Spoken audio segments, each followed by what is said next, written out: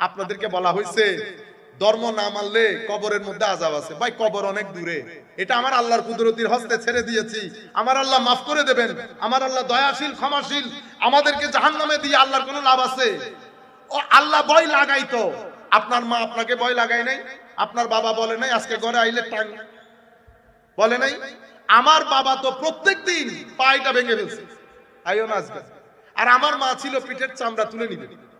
আমি তোমার মা না, আমার চামড়া আমার পিঠে কিন্তু রয়ে গেছে, আমার পিঠের চামড়া পিঠে রয়ে গেছে। বাবা বলেছে পা ভেঙে দেবে, পাও পায়ের জায়গায় রয়ে গেছে। তো সামান্য দয়া নিয়ে বাবা থ্রেড দেওয়ার পরও পা পায়ের জায়গায় থেকে যায়। আমার আল্লাহ ওই 99% রহমত আমার আল্লাহর কুদরতের হস্তে রেখে দিয়েছে। সে আল্লাহ যে আমাকে জাহান্নামে ঢেলে দিবে।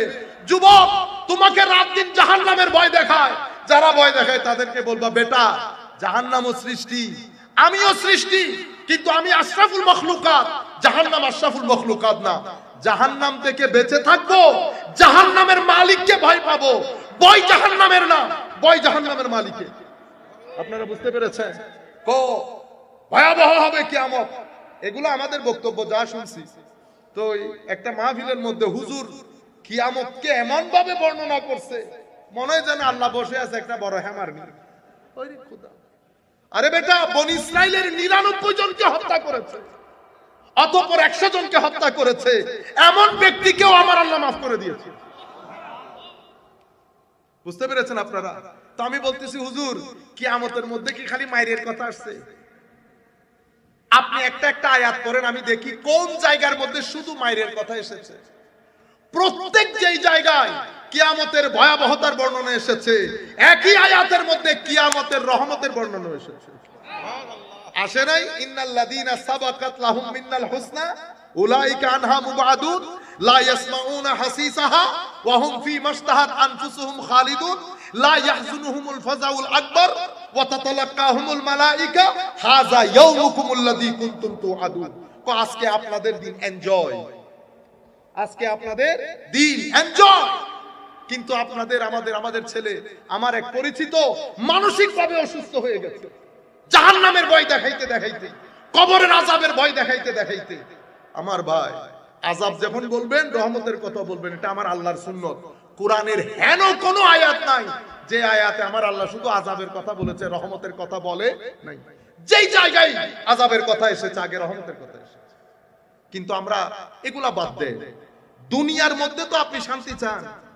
আমি তরুণ প্রজন্মকে বলছি, দিন বাদে, আমার নবী বাদে দুনিয়াতে শান্তি পাবেন না। আপনার বাপ দাদারা দেখছেন না আরামে খাইতেছে, ঘুমাইতেছে, কোনো টেনশন আছে? হায় হায় হায়, উনাদের বয়সী যারা ইংল্যান্ড আমেরিকাতে থাকে, আই খোদা, আমার সামনের বাসা 99 বছর পরে 100 বছর পূর্তি করেছে সে। ঘরের মধ্যে একা একা হাঁটতে, কই জোহরের সময় নার্স আসবে, এরপরে মরে পড়ে থাকে।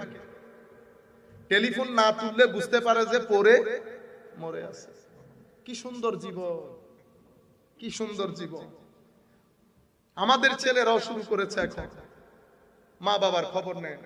আর আমাদের মেয়েগুলো বিয়ের পরে হাই হাই শ্বশুর শাশুড়িকে আর বরদাস্ত করে না।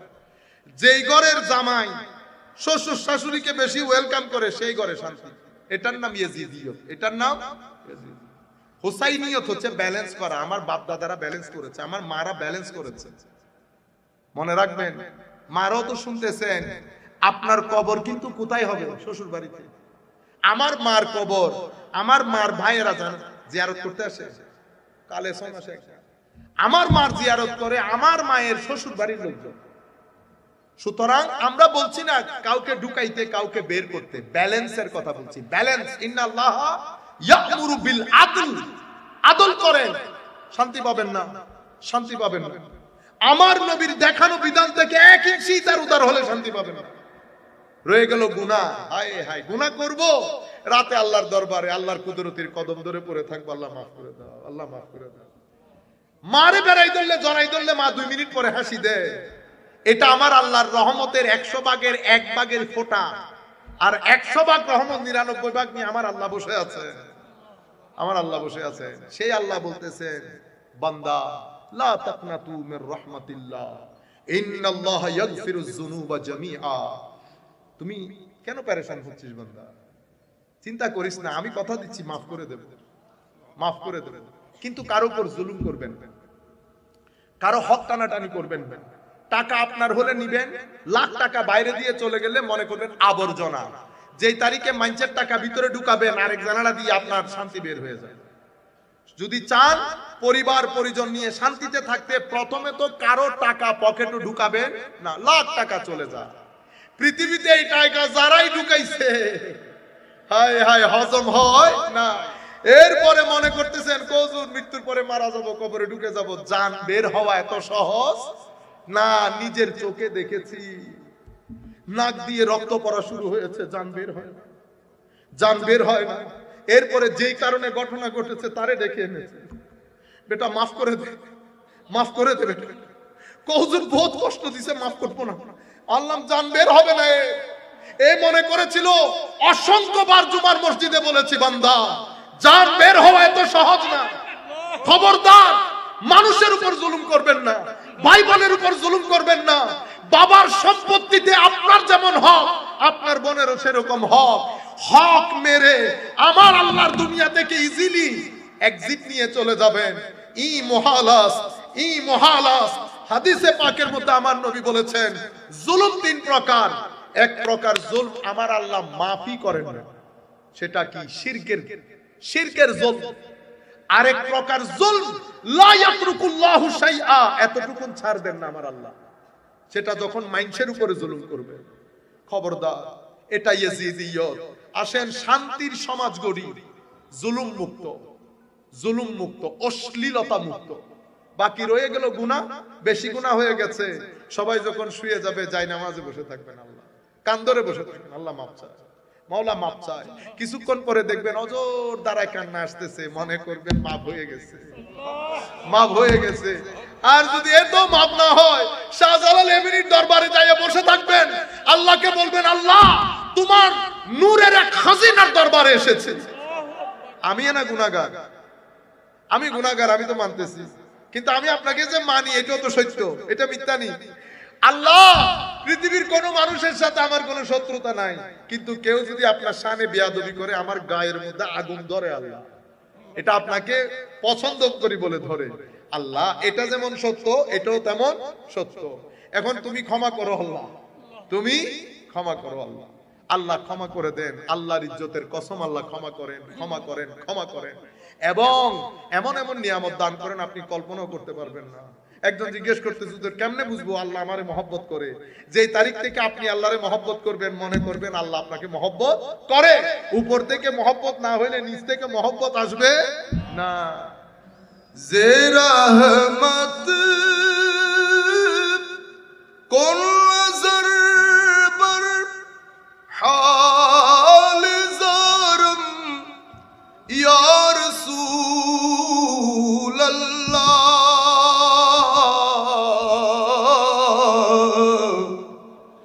গরীবম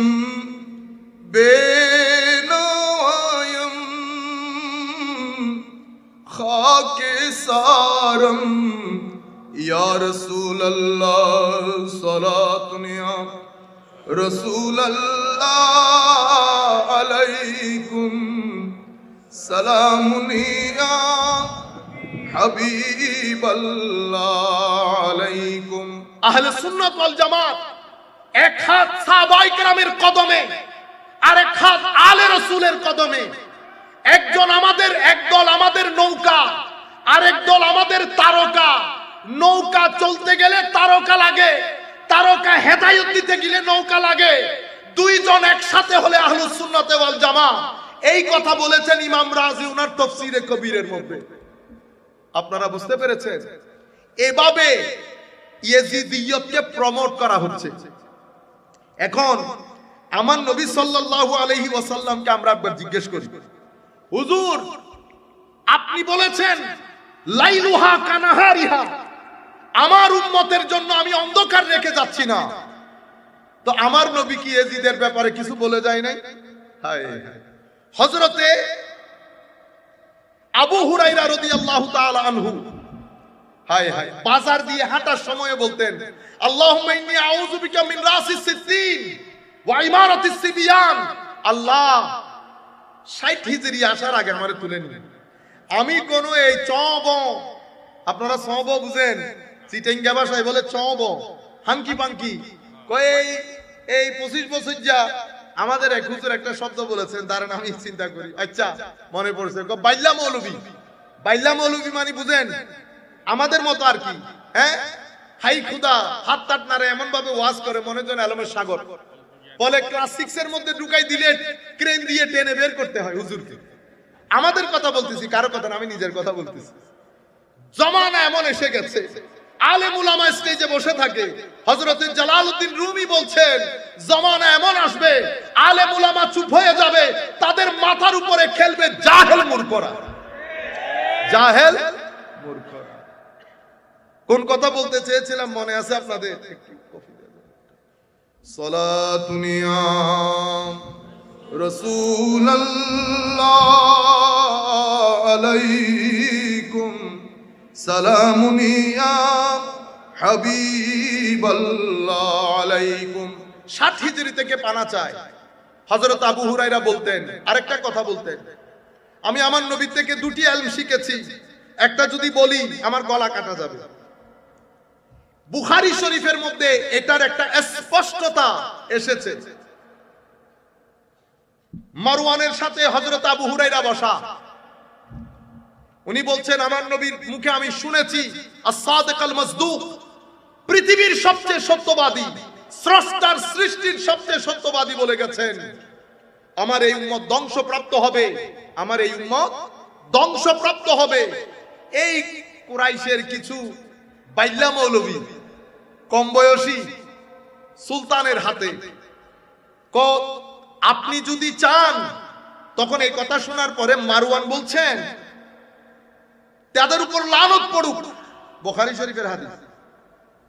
হযরতে আবু হুরায়রা বলছেন আপনি চাইলে আমি নামও বলে দিতে পারবো, আপনি চাইলে আমি নামও বলে দিতে পারবো।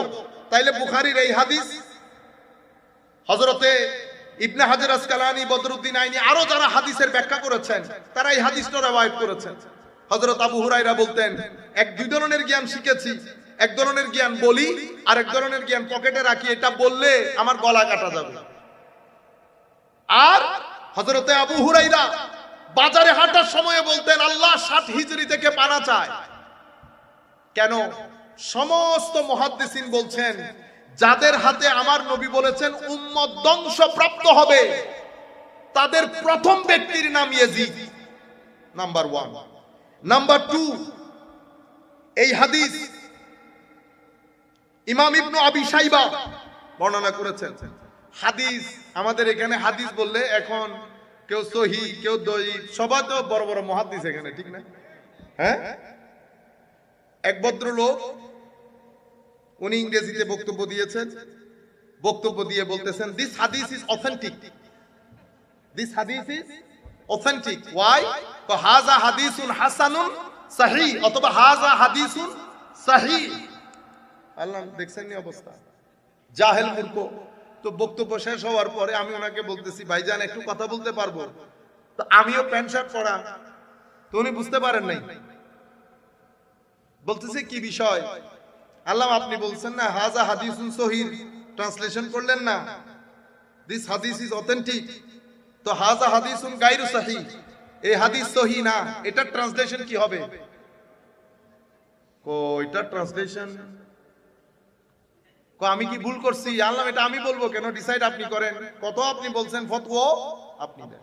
বেটা আমি এই কথাগুলো বলতেছি আপনাদেরকে ওই যে আমার বড়ত্বের জাহিরের জন্য না, আমি বলতেছি কি কি জায়গা থেকে। এখন আমাদের ছেলে যারা, তারা কিন্তু আমার বক্তব্য শুনতেছে না, যেহেতু আমি বাংলাতে বলতেছি, তারা বক্তব্য শুনতেছে কার? ইংরেজিতে। ইংরেজি বলছে যখন শুদ্ধ বলছে, ইংরেজিতে যেহেতু বলছে ঠিক বলছে, বুঝছেন? তো এখন হাযা হাদিসুন, আমাকে একটা কথা বলেন, এরা মুহাদ্দিস মুফতি, এরা ভালো বুঝবেন। আমরা যখন বলি হাযা হাদিসুন সহিহ, এটার অর্থ কি? আপনি আমার নবীর হাদিস সহিহ গলত এটা বলতে পারবেন? উম্মতের কোন রাইট আছে আমার নবীর হাদিস সহিহ দুর্বল বলার? হাযা হাদিসুন সহিহ মানে হাযা হাদিসুন সহিহুল ইসনাদ, এই হাদিসের আগে যে নামগুলো আছে সেই নামগুলো কি? সহিহ। এটা একটা টার্ম, পরিভাষা। পরিভাষার কখনো বাংলার অনুবাদ হয় না। আপনি পৃথিবীর সবচেয়ে বড় সত্য সেটা কি? সেটা হচ্ছে কেউ একজন আমাকে বানিয়েছেন, আমি এমনি এমনি আসি নাই। মানে আমি অ্যাক্সিডেন্টাল ক্রিয়েশন না, আমি পারপোজিভ ক্রিয়েশন। somebody created me। যিনি আমাকে ক্রিয়েট করেছেন উনি নির্দিষ্ট উদ্দেশ্যে ক্রিয়েট করেছেন। এটা হচ্ছে আপনার আমার জীবনের সবচেয়ে বড় সত্য। এই সত্য যদি আপনি তরুণ প্রজন্মের কাছে উপস্থাপন করতে না পারেন, তরুণ প্রজন্মকে যদি কনভিন্স করতে না পারেন, তরুণ প্রজন্ম যদি তার অস্তিত্বের, আবারও বলছি তার অস্তিত্বের, অস্তিত্ব বলতে শুধু শারীরিক অস্তিত্ব না, তার শারীরিক এবং মানসিক অস্তিত্বের যিনি সবচেয়ে বড় কারণ এবং শারীরিক মানসিক অস্তিত্বের সবচেয়ে বড় সাপোর্ট যেই জায়গা থেকে আসে সেটা আমার আল্লাহ, সেটা আমার স্রষ্টা। আমার জ্ঞান যদি আমাকে এই অকৃত্রিম সত্যের সাথে কানেক্টেড না করে তাহলে জ্ঞান হয় নাই। সেই কারণে আমার আল্লাহ জ্ঞানের দুইটা স্টেশন বানিয়েছেন। একটা স্টেশন মাথায়, একটা স্টেশন কলব বাতেনে। দুইটা স্টেশন জ্ঞানের। চোখ, কান, মুখ এগুলা দিয়ে আপনি জ্ঞান অর্জন করবেন, কিন্তু জ্ঞানটা প্রসেস হয় ব্রেইনে। জ্ঞানটা প্রসেস হয় ব্রেইনে। আপনি সবার দৃষ্টি আকর্ষণ করব, কেউ উঠা বসা করবেন না, কোনো আওয়াজ শব্দ করবেন না বেটা। তাইলে জ্ঞানটা প্রসেস হয় ব্রেইনে। আপনার বাক্য তৈরি হয় ব্রেইনে। আপনি, এটা হচ্ছে ডেলিভারি সেন্টার, এখান দিয়ে ডেলিভারি দেন, কিন্তু মূল সেন্টেন্স তৈরি হয় কোথায়? ব্রেইনে। কিন্তু এই বাক্যের সাথে যদি আপনি মহব্বত মিশাইতে চান অথবা ঘৃণা মিশাইতে চান, তো ব্রেইন মহব্বতও মিশ্রণ করতে পারে না, ঘৃণাও মিশ্রণ করতে পারে না। এই দুইটার মূল সেন্টার কোথায়? এখানে। কোথায়? কলব বাতেনে। তাইলে আপনার কাছে জ্ঞানের দুইটা স্টেশন, একটা মাথায়, একটা কলব বাতেনে। মাথার মধ্যে আমার আল্লাহ এই ছোট্ট খুলির মধ্যে যে ব্রেইন আপনাকে দান করেছে, পুরা পৃথিবীর সৃষ্টি লগ্ন থেকে আজকের দিন পর্যন্ত আমরা এখনো 35% ইউজ করেছি। কেউ বলেছে 30% ইউজ করতে পারি নাই। এতটুকুন ইউজ করে কেউ আইনস্টাইনও হয়েছে, কেউ আইনস্টাইনও হয়েছে, হয়ে আমার আল্লাহকে অস্বীকার করে। তবে মনে রাখবেন, পৃথিবীর কোন বড় দার্শনিক, পৃথিবীর কোন বড় বৈজ্ঞানিক, আমি এই রাস্তাঘাটে হাঁটা আমাদের দেশের 2 পয়সার মুখ বিজ্ঞানীর কথা বলতেছি না। আপনারা বলেন হুজুর অমুক বিজ্ঞানী অস্বীকার, গত পরশু একজন বলতেছে অমুক বিজ্ঞানী অস্বীকার করেছে। আল্লাহ, আপনারা ওই জায়গায় ভুল করছেন, যে ভুলটা আমার ক্ষেত্রে করছেন। আমারে আপনারা আল্লামা বানাইছেন না, আমি আল্লামা না, আমি মৌলানা। এগুলো উপরের শব্দ, আপনারা এগুলোরও 12টা বাজিয়েছেন। তো বিজ্ঞানও এমন জায়গায় ফিট করেছেন, সেই ব্যক্তি না বিজ্ঞানের আগা জানে না বিজ্ঞানের গোড়া জানে। পৃথিবীর কোন বড় বিজ্ঞানী, পৃথিবীর কোন বড় দার্শনিক আল্লাহর অস্তিত্বকে অস্বীকার করে নাই, কারণ এটা তারা এফোর্ড করতে পারবে না। বলে দেওয়া সহজ, এটা তো আর মাহফিল না, যা মন চাই বলে গেলেন। এটার মধ্যে আমি যদি আমার চাচাকে এম্বারেস করতে চাই, বুঝতে পেরেছেন, তো আমি দুইটা কথা এখানে বলে দিলাম। উনি বেচারা ভদ্র মানুষ, তো উনি কি করেছেন, মুখটা নিচে করে চলে গেছেন, কারণ এটা আমার হাতে। তো সব জায়গায় এগুলা চলে না। জ্ঞানের মজলিস আলাদা, জ্ঞানের মজলিস আলাদা। তো বলতে চাচ্ছিলাম, পৃথিবীর কোন বড় দার্শনিক, বড় বৈজ্ঞানিক কেউ আল্লাহর অস্তিত্ব অস্বীকার করাকে এফোর্ড করতে পারবে না, বলেও নাই। সেই কারণ আপনি বলতেই পারেন না, এটা আপনার সাবজেক্ট ম্যাটারই না।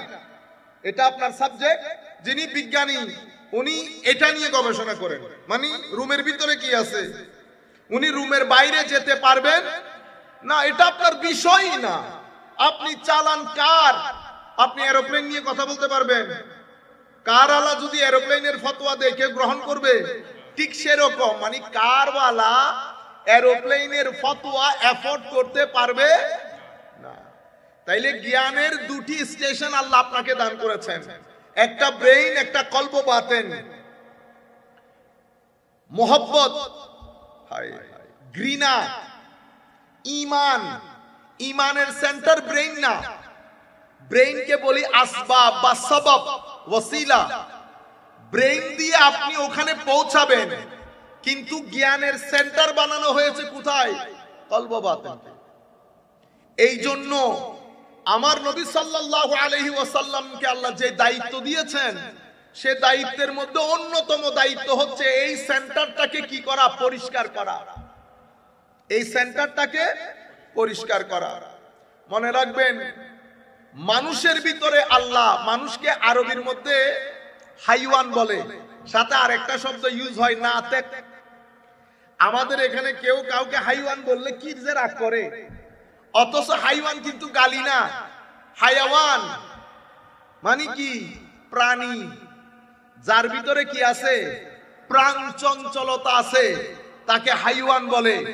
যেমন আমাদেরকে কেউ যদি জানোয়ার বলে, আমরা রাগ করি না, কিন্তু সেটা মিথ্যা।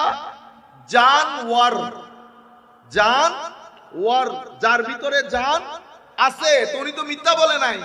তো সব সত্য সব জায়গায় বলতে নাই, মাইর খাইতে হয়। তাইলে মনে রাখবেন, এটা খুব গুরুত্বপূর্ণ জিনিস।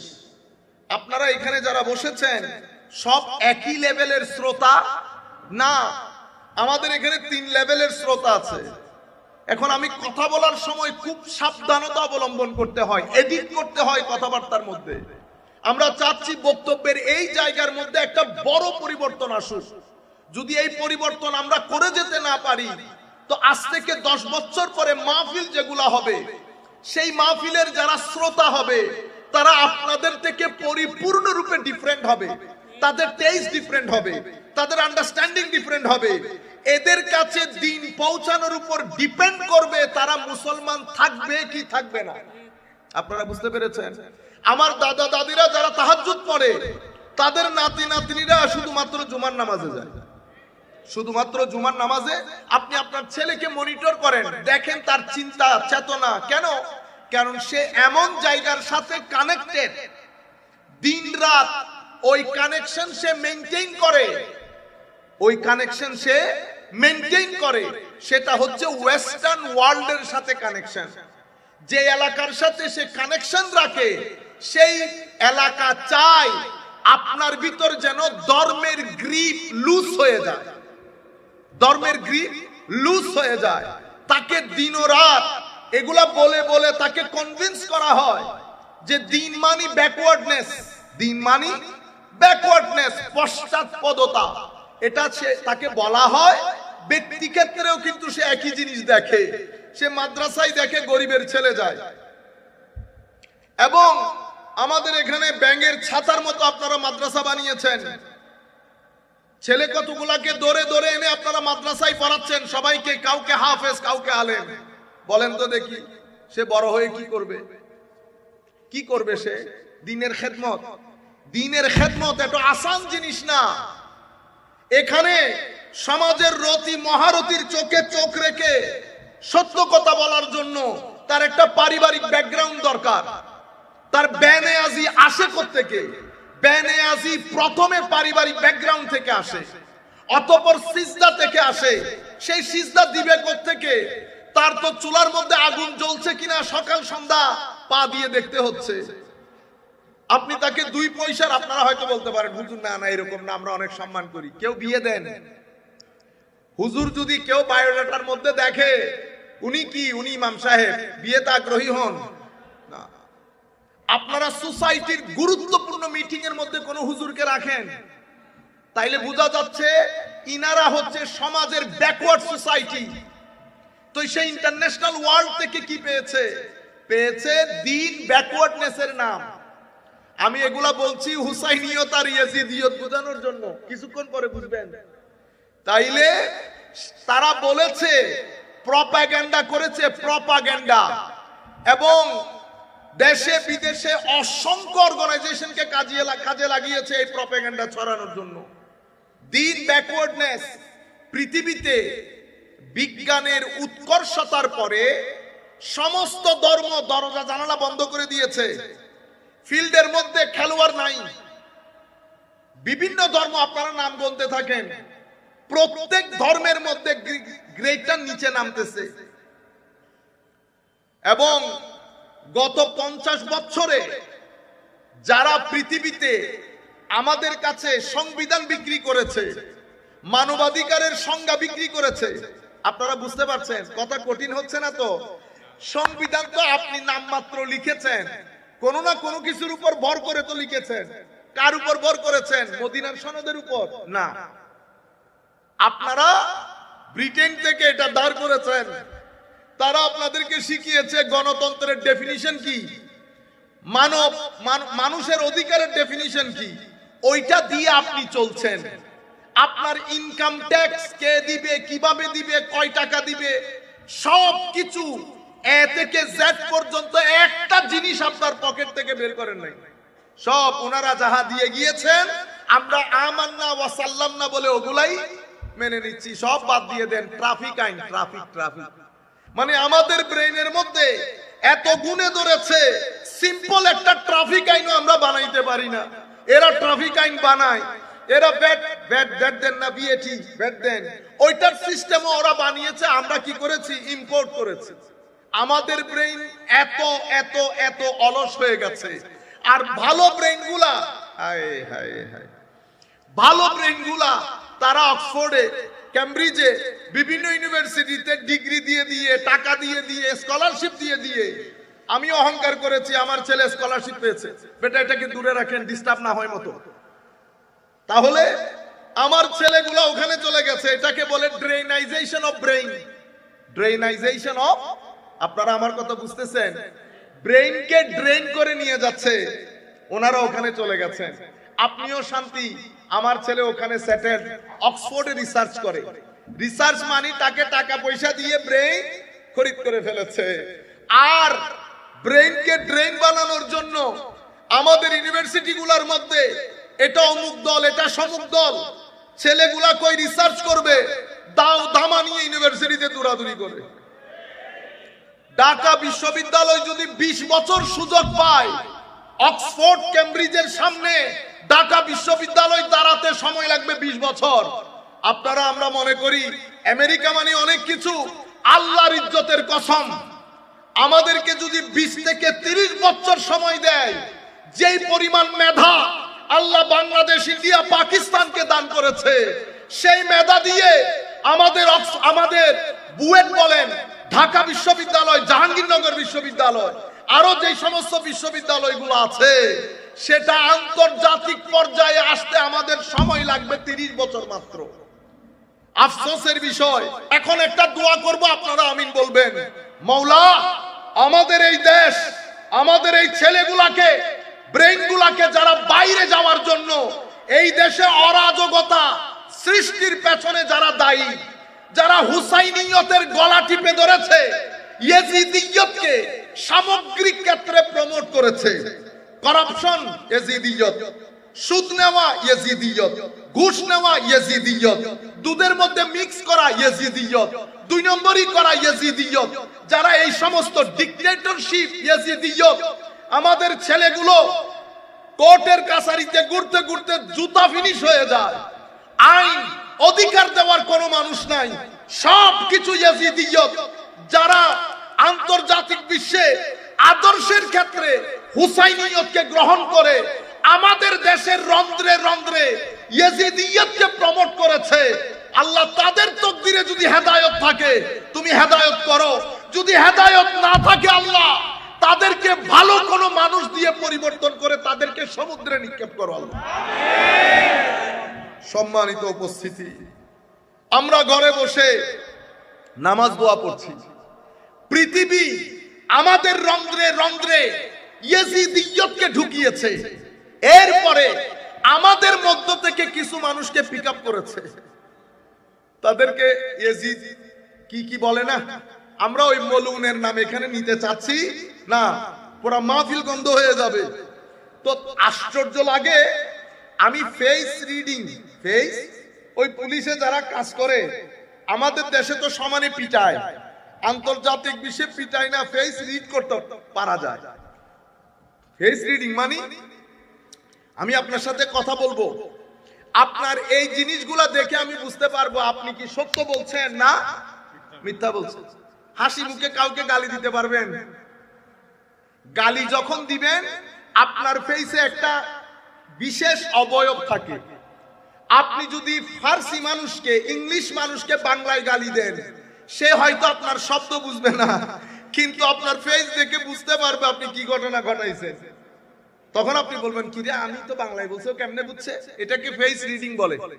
এটা তো আমি মিনিমাম পর্যায়ের বলেছি। যারা এই ক্ষেত্রে অনেক ভালো পারদর্শী, আপনি তাদের সামনে সত্য মিথ্যা সে 2 সেকেন্ডে বলে দিতে পারবে কি করেছেন, কিভাবে করেছেন।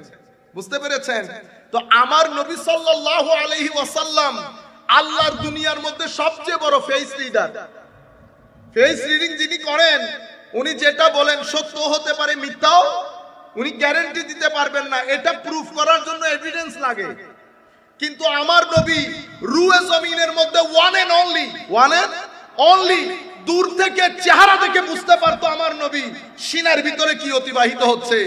নবী তো অনেক দূরের, নবীর আদনা দরজার গোলাম যারা, হযরতে শেখ পীর মীর মুহিউদ্দিন আব্দুল কাদের জিলানী রাদিয়াল্লাহু তাআলা আনহুর দরবারে হযরতে শেখ শিহাবুদ্দিন সুহরাওয়ার্দী রাহমাতুল্লাহি আলাইহি, ওনার চাচা এবং শেখ নজিব সুহরাওয়ার্দী হযরতে শিহাবুদ্দিন সুহরাওয়ার্দীকে নিয়ে হুজুরের দরবারে এসেছেন। সেই হিসাবে হুজুর শেখ আব্দুল কাদের জিলানী ওনার দাদা পীর এসেছেন হুজুরকে একটু জিজ্ঞেস করার জন্য যে বাতিজা উনাকে হুজুর কি পড়াবো। সে তো যুক্তি পড়তে চায়, দর্শন পড়তে চায়। হুজুর জোহরের নামাজের জন্য দাঁড়াচ্ছেন, ইমামতের ওই জায়গায় দাঁড়িয়ে গেছেন। হঠাৎ করে হুজুর পিছনে ফিরে বলছেন, এ নজিব সোহরাওয়ার্দীকে বলছেন, শিহাব যেগুলা পড়তে চাচ্ছে এটা তার দুনিয়া আখিরাতে কোনো কাজে আসবে না। এই কথা বর্ণনা দিচ্ছেন শেখ ইবনে তাইমিয়া।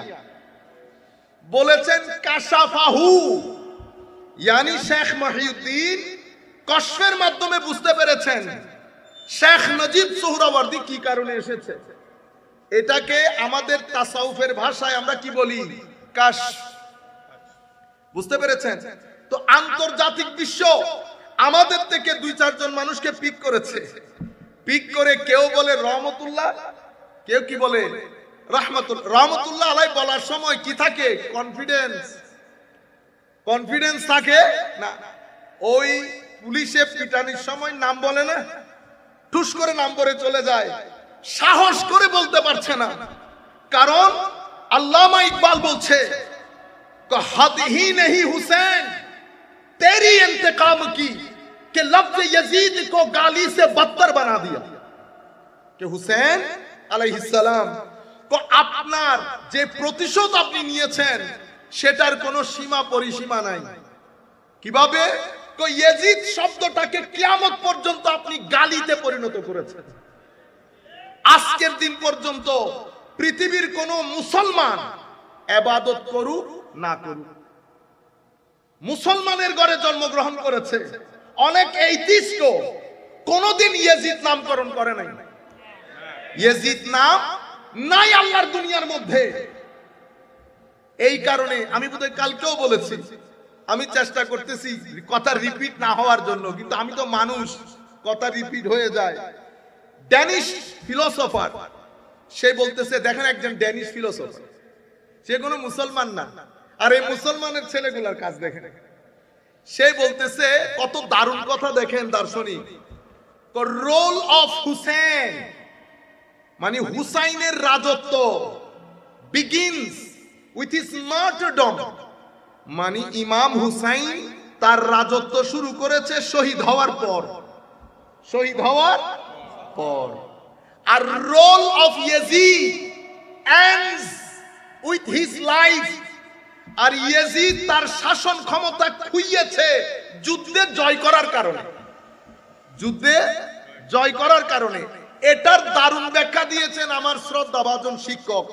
উনি বলছেন, বেটা এটা এই কারণে হয়েছে কারণ ইয়াজিদ শক্তিকে হক মনে করেছে। ইয়াজিদ শক্তিকে হক মনে করেছে, আর যেই ব্যক্তি শক্তিকে হক মনে করে সে মাটির সাথে কি হয়ে যায়? মিশে যায়। ফেরাউন মিশে গেছে, কারুন মিশে গেছে। আপনার দেশেও যারা পাওয়ারকে হক মনে করেছে মিশে গেছে না? মিশে গেছে, মিশে যাবে। যদি আপনি পাওয়ারকে হক মনে করেন, আর সাইয়েদনা ইমামে হুসাইন হককে পাওয়ার মনে করেছেন। হকই পাওয়ার। যারা হককে পাওয়ার মনে করে এটা 2-3 দিনের জন্য বন্ধ থাকে। এটা যখনই সময় পাবে, এটা যখনই সময় পাবে পৃথিবীর ইতিহাস পরিবর্তন করে রেখে দিবে। কারণ হক 2-3 দিনের জন্য চাপা থাকে, কিন্তু হকের দরজা, হকের অগ্রযাত্রা কখনো বন্ধ করা যায় না। ফেরাউন চেষ্টা করেছিল, যেতে যেতে যেতে আনা রাব্বুকুমুল আলা পর্যন্ত গেছে। কোথায় আজ ফেরাউন? মুসারা ছিল, মুসা আছে, মুসা কিয়ামত পর্যন্ত থাকবে। কিছু সময়ের জন্য আপস এন্ড ডাউনস হয়। প্রত্যেক শতাব্দীতে, প্রত্যেক সমাজের রেভলিউশনের পেছনে এই মুসাবি শক্তি মানুষকে ইন্সপায়ার করে। হযরতে ইসমাঈল আলাইহিস সালাম যেই জিবহে আজিমের শুরু করেছিলেন, সেই জিবহে আজিম সমাপ্তি ঘোষণা করেছেন ইমামে হুসাইন রাদিয়াল্লাহু তাআলা। আল্লামা ইকবাল বলেছেন, বিদায়া ইসকি, বিদায়া ইসকি জিবহে ইসমাঈল, নিহায়া ইসকি হযরতে জিবহে ইমামে হুসাইন রাদিয়াল্লাহু তাআলা আনহু। সম্মানিত উপস্থিতি, যেই জিনিসটা আপনাদেরকে মূল পয়েন্ট বুঝাতে চাচ্ছি, ওয়ালান তারদা আনকাল ইয়াহুদ ওয়ালান নাসারা হাত্তা তাত্তাবিআ মিল্লাতাহুম। পৃথিবীর চতুর্দিক থেকে আপনাদেরকে ঘিরে ধরেছে, কারণ মাঠে আর কোনো প্লেয়ার নাই। বিজ্ঞান আকাশে, যুক্তি তথ্য প্রযুক্তি আকাশে।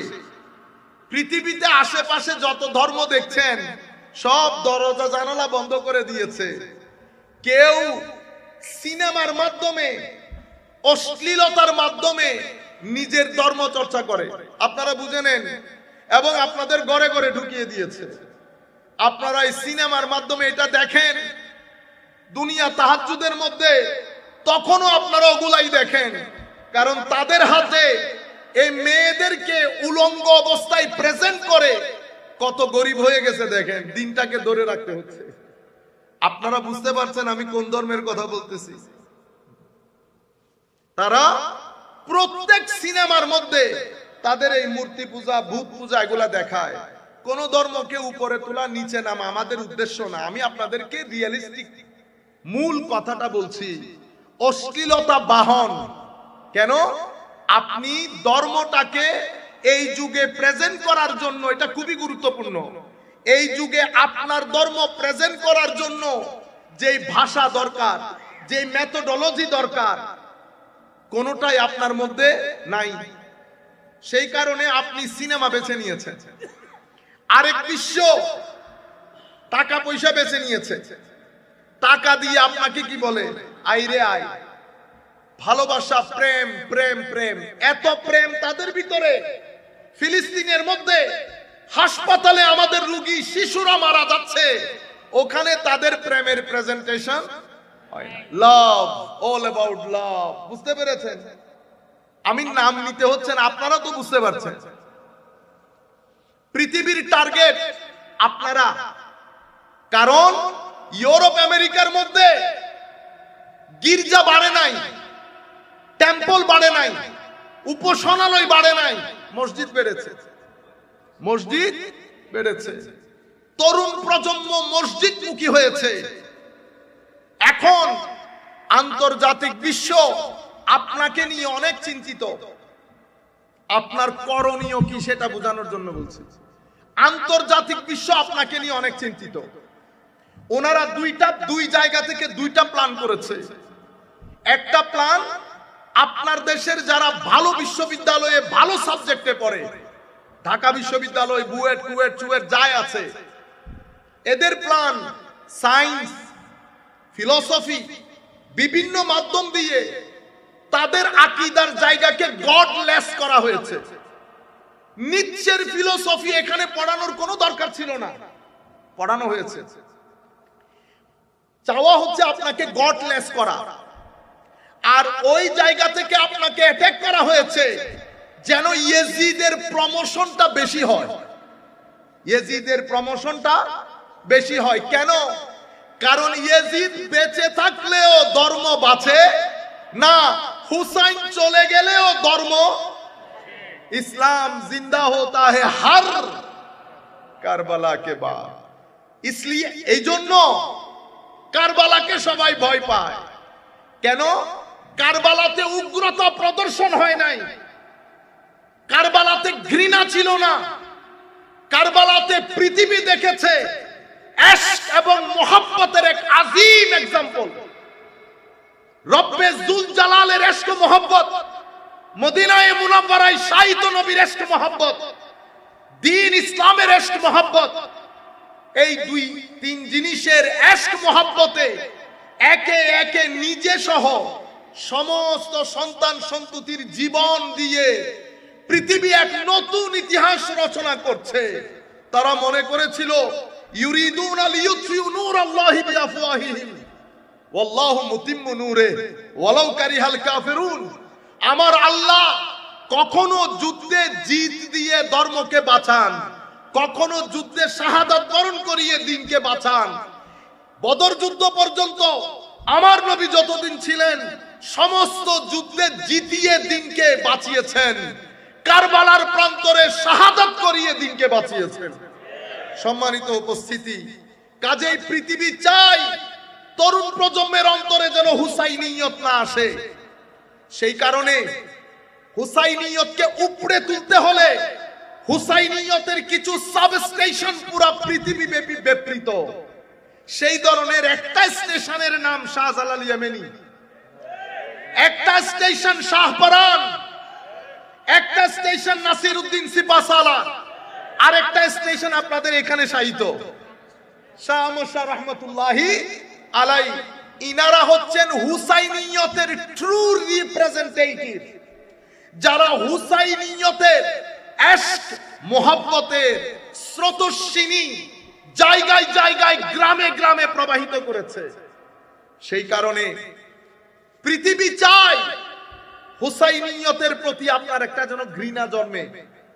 ঘৃণা না জন্মালেও অন্তত ইয়েজিদের প্রতি যেন ঘৃণা না আসে।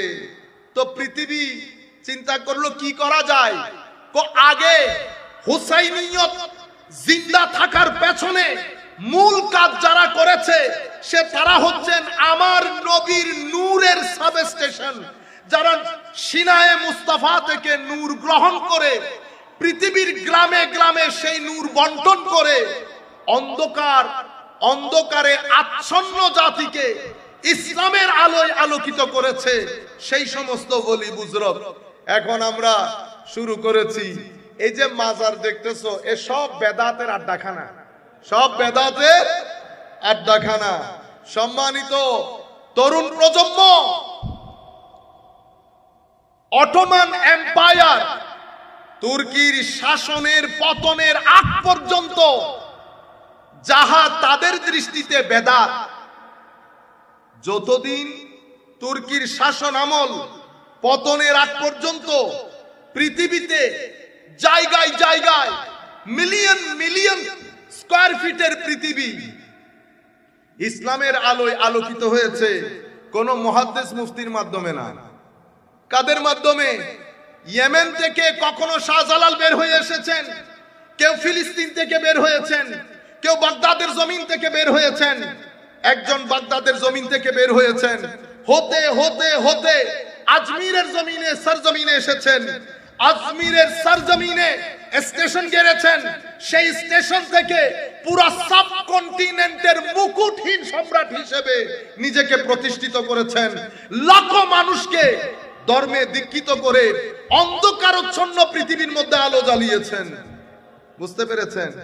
সেই খাজা মাইনুদ্দিন আমাদের বাইগন ভাই তো আমাদের খাজা গাজা ইন্না লিল্লাহি, এটা কোনো নন মুসলিমও বলেন নাই, এগুলো আমাদের লোকজন বলতেছেন। কেন আমি বলতেছি আপনাদেরকে, অতঃপর কেউ সিরিয়া, কেউ ইয়েমেন, কেউ বাগদাদ, কেউ প্যালেস্টাইন, কেউ আফগানিস্তান, কেউ বুখারা, পুরো পৃথিবীতে আমার নবী যাকে যেখানে পেরেছেন পাঠিয়েছেন। আমাদের চট্টগ্রামে জামে আহমদিয়া সুন্নিয়া আলিয়া মাদ্রাসা আপনারা চিনেন, যিনি প্রতিষ্ঠা করেছেন উনি হাজার লোক আস্তে আস্তে বাংলাদেশের চট্টগ্রামের গোগ্রামে আসার কোনো কারণ ছিল না।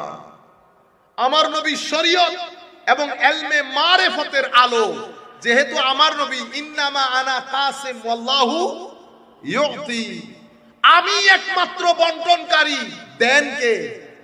আল্লাহ, দেন আল্লাহ। বন্টন এখান থেকে হয়। বন্টন সেদিনও হয়েছিল, আজকেও হয়। সেদিন সবাই পেত, আজকে কেউ কেউ পায়। সেদিন আমার নবী পর্দার বাইরে এসে বন্টন করত, আজকে আমার নবী পর্দার অন্তরাল থেকে বন্টন করে। কিন্তু বন্টন করে কি মনে হয়? আমি এখন যে কথা বলবো, আবার আপনারা এটা মনে করিয়েন না হুজুর এখানে এসে আমাদেরকে খুশি করার জন্য আমরা কাউকে পরোয়া করি না। গরিব ফকিরের ছেলে হলে পরোয়া করতাম, টাকা দিবেন কি দিবেন না, অমুক সাপ সমুক সাপ, এগুলা পরোয়া করতে হয় না। আল্লাহ সব সাপ গুলো ঘরের মধ্যে বসে আলোচনা করি। সেজন্য আবার আপনাদের মাথায়, কারণ এগুলো অনেকে বলে ওখানে গেছে, তো এই জন্য এই কথাগুলো তো সব জায়গায় বলতেছি। পছন্দ যারা করে তাদের মজলিসও বলতেছি, পছন্দ যারা করে না তাদের মজলিসও বলতেছি। বুঝতে পেরেছেন? এই যে এক ব্যক্তি এখানে সিলেটের মধ্যে হযরতে ফুলতলি সাহেব কেবলা ছে বড় পয়সাওয়ালা নাই, আছে কিনা? তো এক ব্যক্তি ইংল্যান্ডের মধ্যে এত মসজিদ কেমনে প্রতিষ্ঠা করলো? আমি কিছুদিন আগেও নর্থ আমেরিকান মুসলিম অ্যালায়েন্স আমরা প্রতিষ্ঠা করেছি। সেখানে আমি বলতেছি একটা মসজিদ প্রতিষ্ঠা করতে আমাদের জান ছুটে যাচ্ছে। 1.4 মিলিয়ন, 1.2 মিলিয়ন। আল্লাহর দরবারে বলছি, আল্লাহ, আল্লামা ফুলতলি সাহেব কেবলা যদি ইংল্যান্ডের জমিনকে মসজিদের জমিন বানাইতে পারে, একটু ফিউজাত আমাদেরকে দিলে তোমার সাগরের মধ্যে কোনো কমতি হবে? তো উনি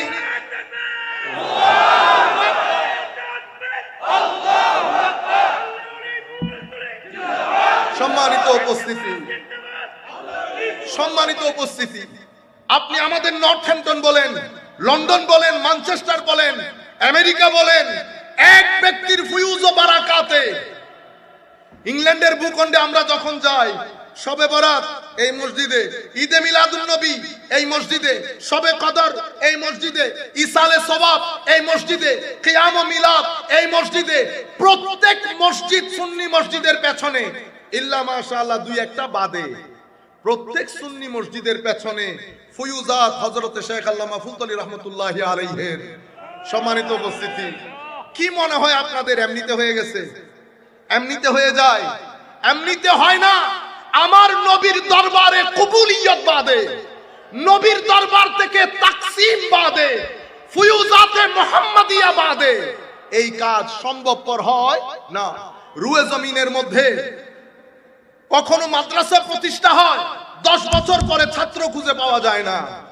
কিন্তু আপনি জামিয়ার দিকে তাকান, সেই জমানা থেকে এই জমানা পর্যন্ত দ্বীন ইসলামের আকীদার শরীয়ত তরিকতের এক চশমা চেরাগ জারি।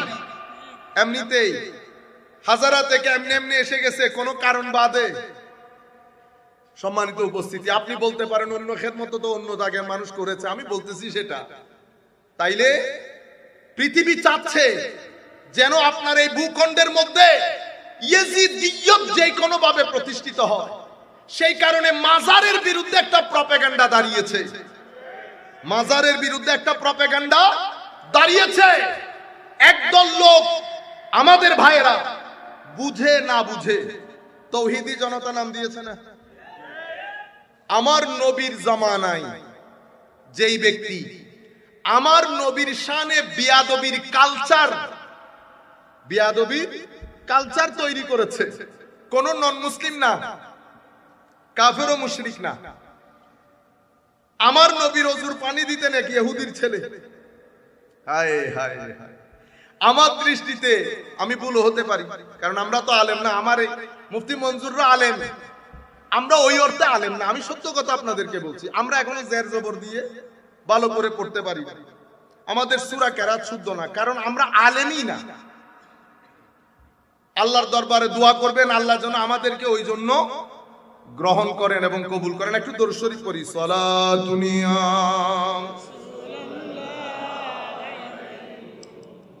সালামুনিয়া হাবিবাল্লাহ আলাইকুম যে রহমত কোন নজর বর হাল জারম ইয়া রাসূলুল্লাহ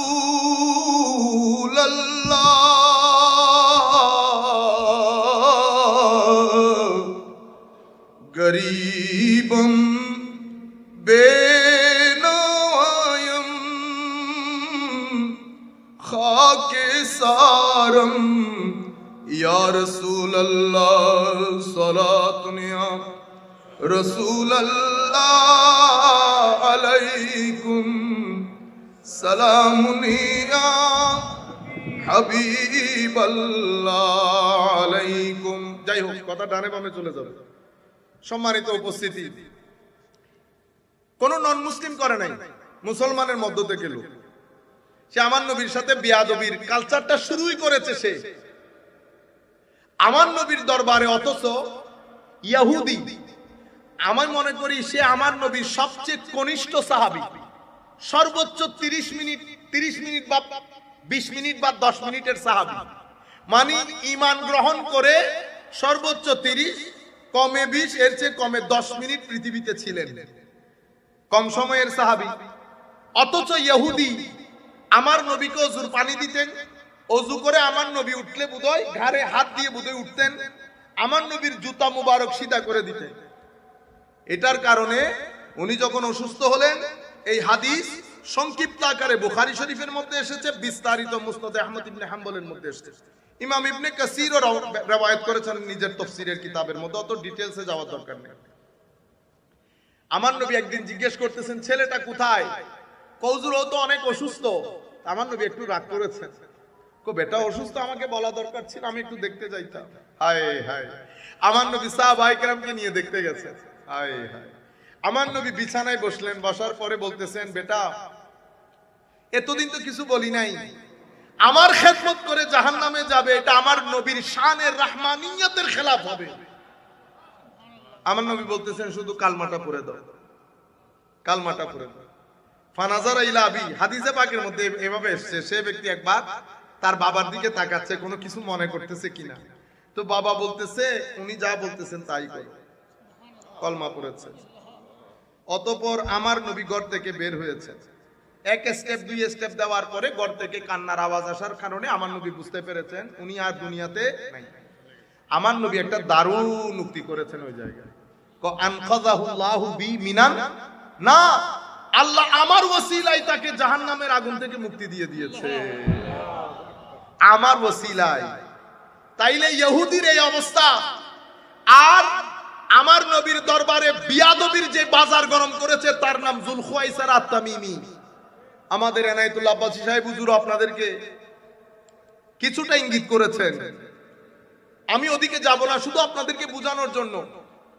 এই ব্যক্তি, এটা হচ্ছে তাদের আইডিওলজিক্যাল উত্থান, আদর্শিক উত্থান, আইডিওলজিক্যাল ইমার্জেন্স।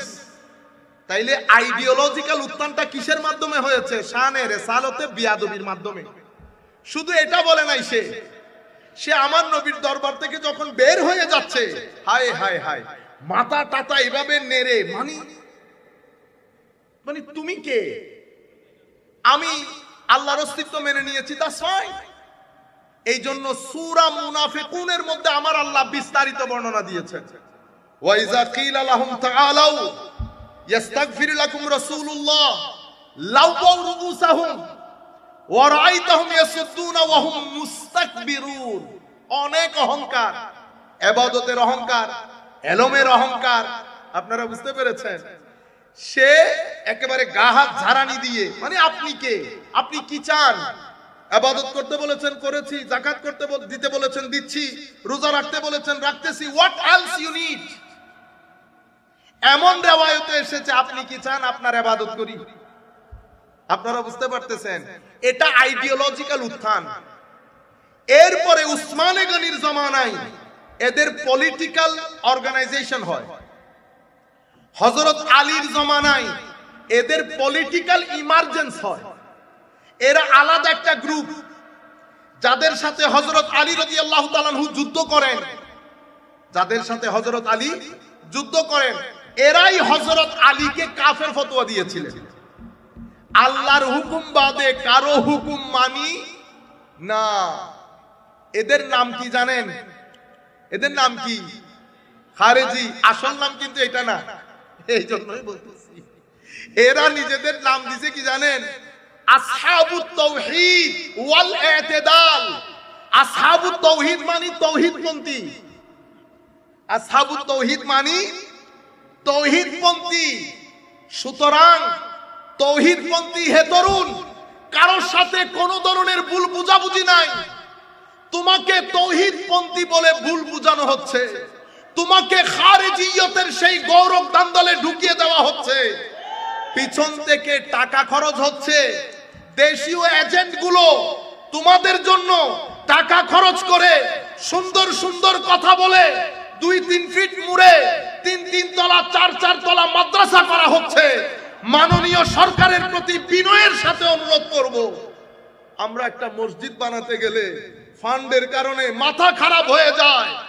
সরকারের উচিত হবে মাদ্রাসা কে বানাচ্ছে, পয়সা কে দিয়েছে, পয়সা কোত্থেকে আসতেছে। কোন বাংলাদেশের কোন ব্যবসায়ী যদি পয়সা দেয়, তার উচিত ইনকাম ট্যাক্সের ফাইলগুলো জাতির কাছে ক্লিয়ার করা।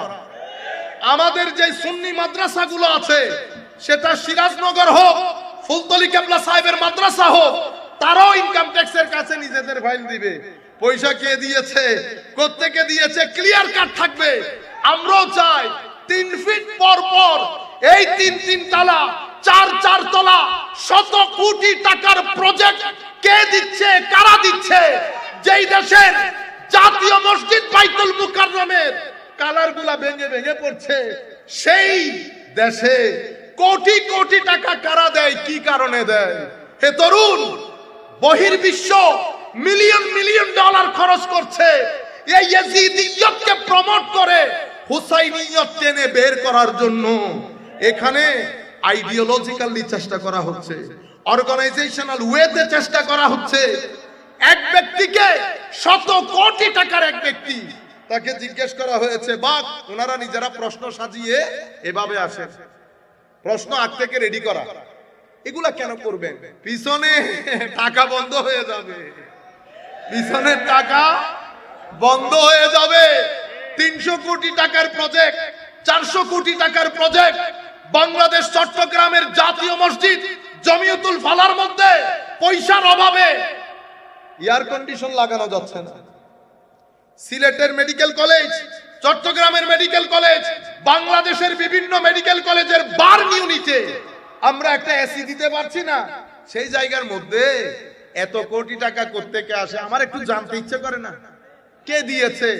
যারা দিয়েছেন কেন দিয়েছেন, কোন উদ্দেশ্যে দিয়েছেন? সেই কারণে ইয়াজিদিয়তকে প্রমোট করতে হবে, হুসাইনিয়তকে ডিগ্রেড করতে হবে, ডিসরিগার্ড করতে হবে। সেই কারণে আপনি বিশ্বাস করবেন কিনা জানি না, বাংলাদেশের 70% মসজিদ ওই কোটি টাকার মসজিদ। ইংল্যান্ডের, আমেরিকার পুরো মুহররম মাস চলে গেছে, ইমাম হুসাইনের কোনো জিকির নাই। আচ্ছা, এতগুলো হাদিসের মধ্যে আমার নবী বললেন, আমাদের মুফতি মঞ্জুর বলেছেন, আমাদের শেখ ইনায়েতুল্লাহ আব্বাসী সাহেব হুজুর বলেছেন, এতগুলো হাদিস, শুধুমাত্র বুখারী মুসলিমের 2টি হাদিস, যেটা আমাদের ইনায়েতুল্লাহ আব্বাসী সাহেব জিকির করেছেন, উনি তিরমিজি শরীফের হাদিস জিকির করেছেন।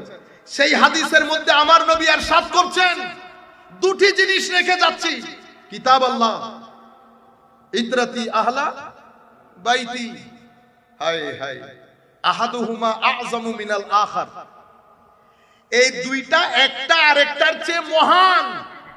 কোনটা কোনটার চেয়ে মহান বলা হয় নাই, আমার নবী বলছেন একটা একটার চেয়ে মহান। এরা দুইজন আল্লাহর কিতাব, আহলে বাইত, এরা একজন আরেকজন থেকে কখনো পৃথক হবে না।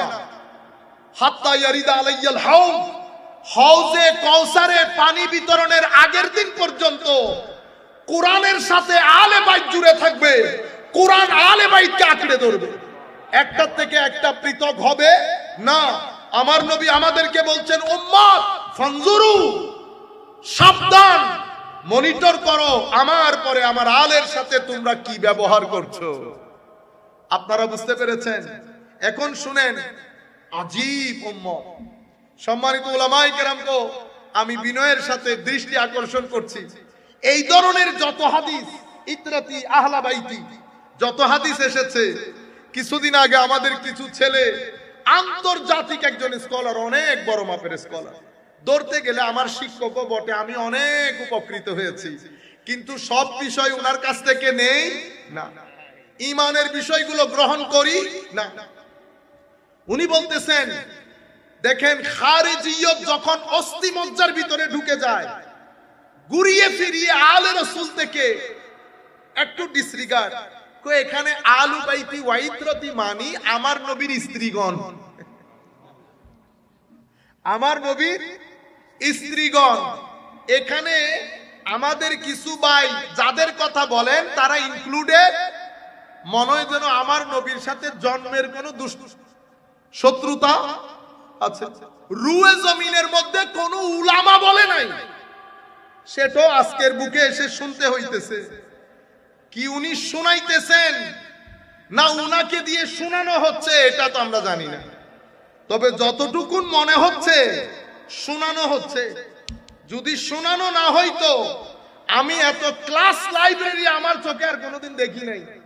আমরা একটা শোকেস বানাইতে পারতেছি না, আল্লাহ দিলে বাপ দাদার পয়সা কম নাই, এত সত্ত্বেও একটা শোকেস বানাইতে পারতেছি না, আর ইনাদের এত বড় বড় শোকেস।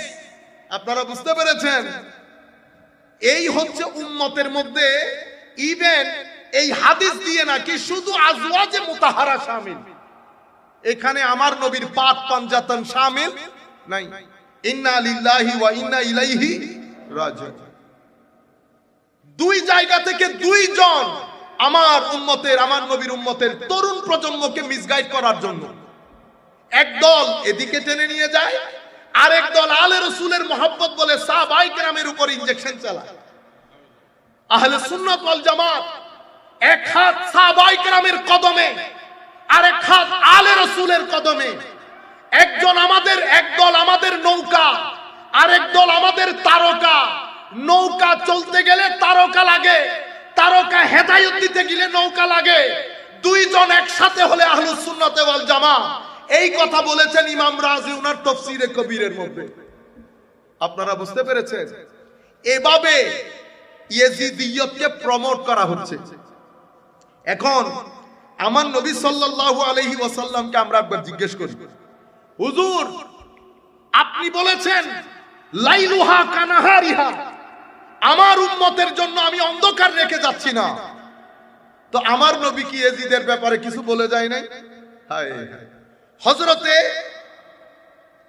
আবু হুরায়রা রাদিয়াল্লাহু তাআলা আনহু, হায় হায়, বাজার দিয়ে হাঁটার সময় বলতেন, আল্লাহুম্মা ইন্নী আউযু বিকা মিন রাসিস সিদ্দিন ওয়া ইমারাতিস সিবিয়ান। আল্লাহ 60 হিজরি আসার আগে আমারে তুলে নিন, আমি কোন এই চব, আপনারা সব বুঝেন, চিটেঙ্গা ভাষায় বলে চব, হাঙ্কি পাঙ্কি, কই এই 25 বছর যা আমাদের এক হুজুর একটা শব্দ বলেছেন, দাঁড়ান আমি চিন্তা করি, আচ্ছা মনে পড়ছে, বাইল্লা মৌলবী। বাইল্লা মৌলবী মানে বুঝেন আমাদের মতো আর কি, হ্যাঁ, হাই খুদা হাত টাট নারে এমন ভাবে ওয়াজ করে মনে হয় আলমের সাগর, বলে ক্লাস 6 এর মধ্যে ঢুকাই দিলে ক্রেন দিয়ে টেনে বের করতে হয় হুজুরকে। আমাদের কথা বলতেছি, কারো কথা না, আমি নিজের কথা বলতেছি।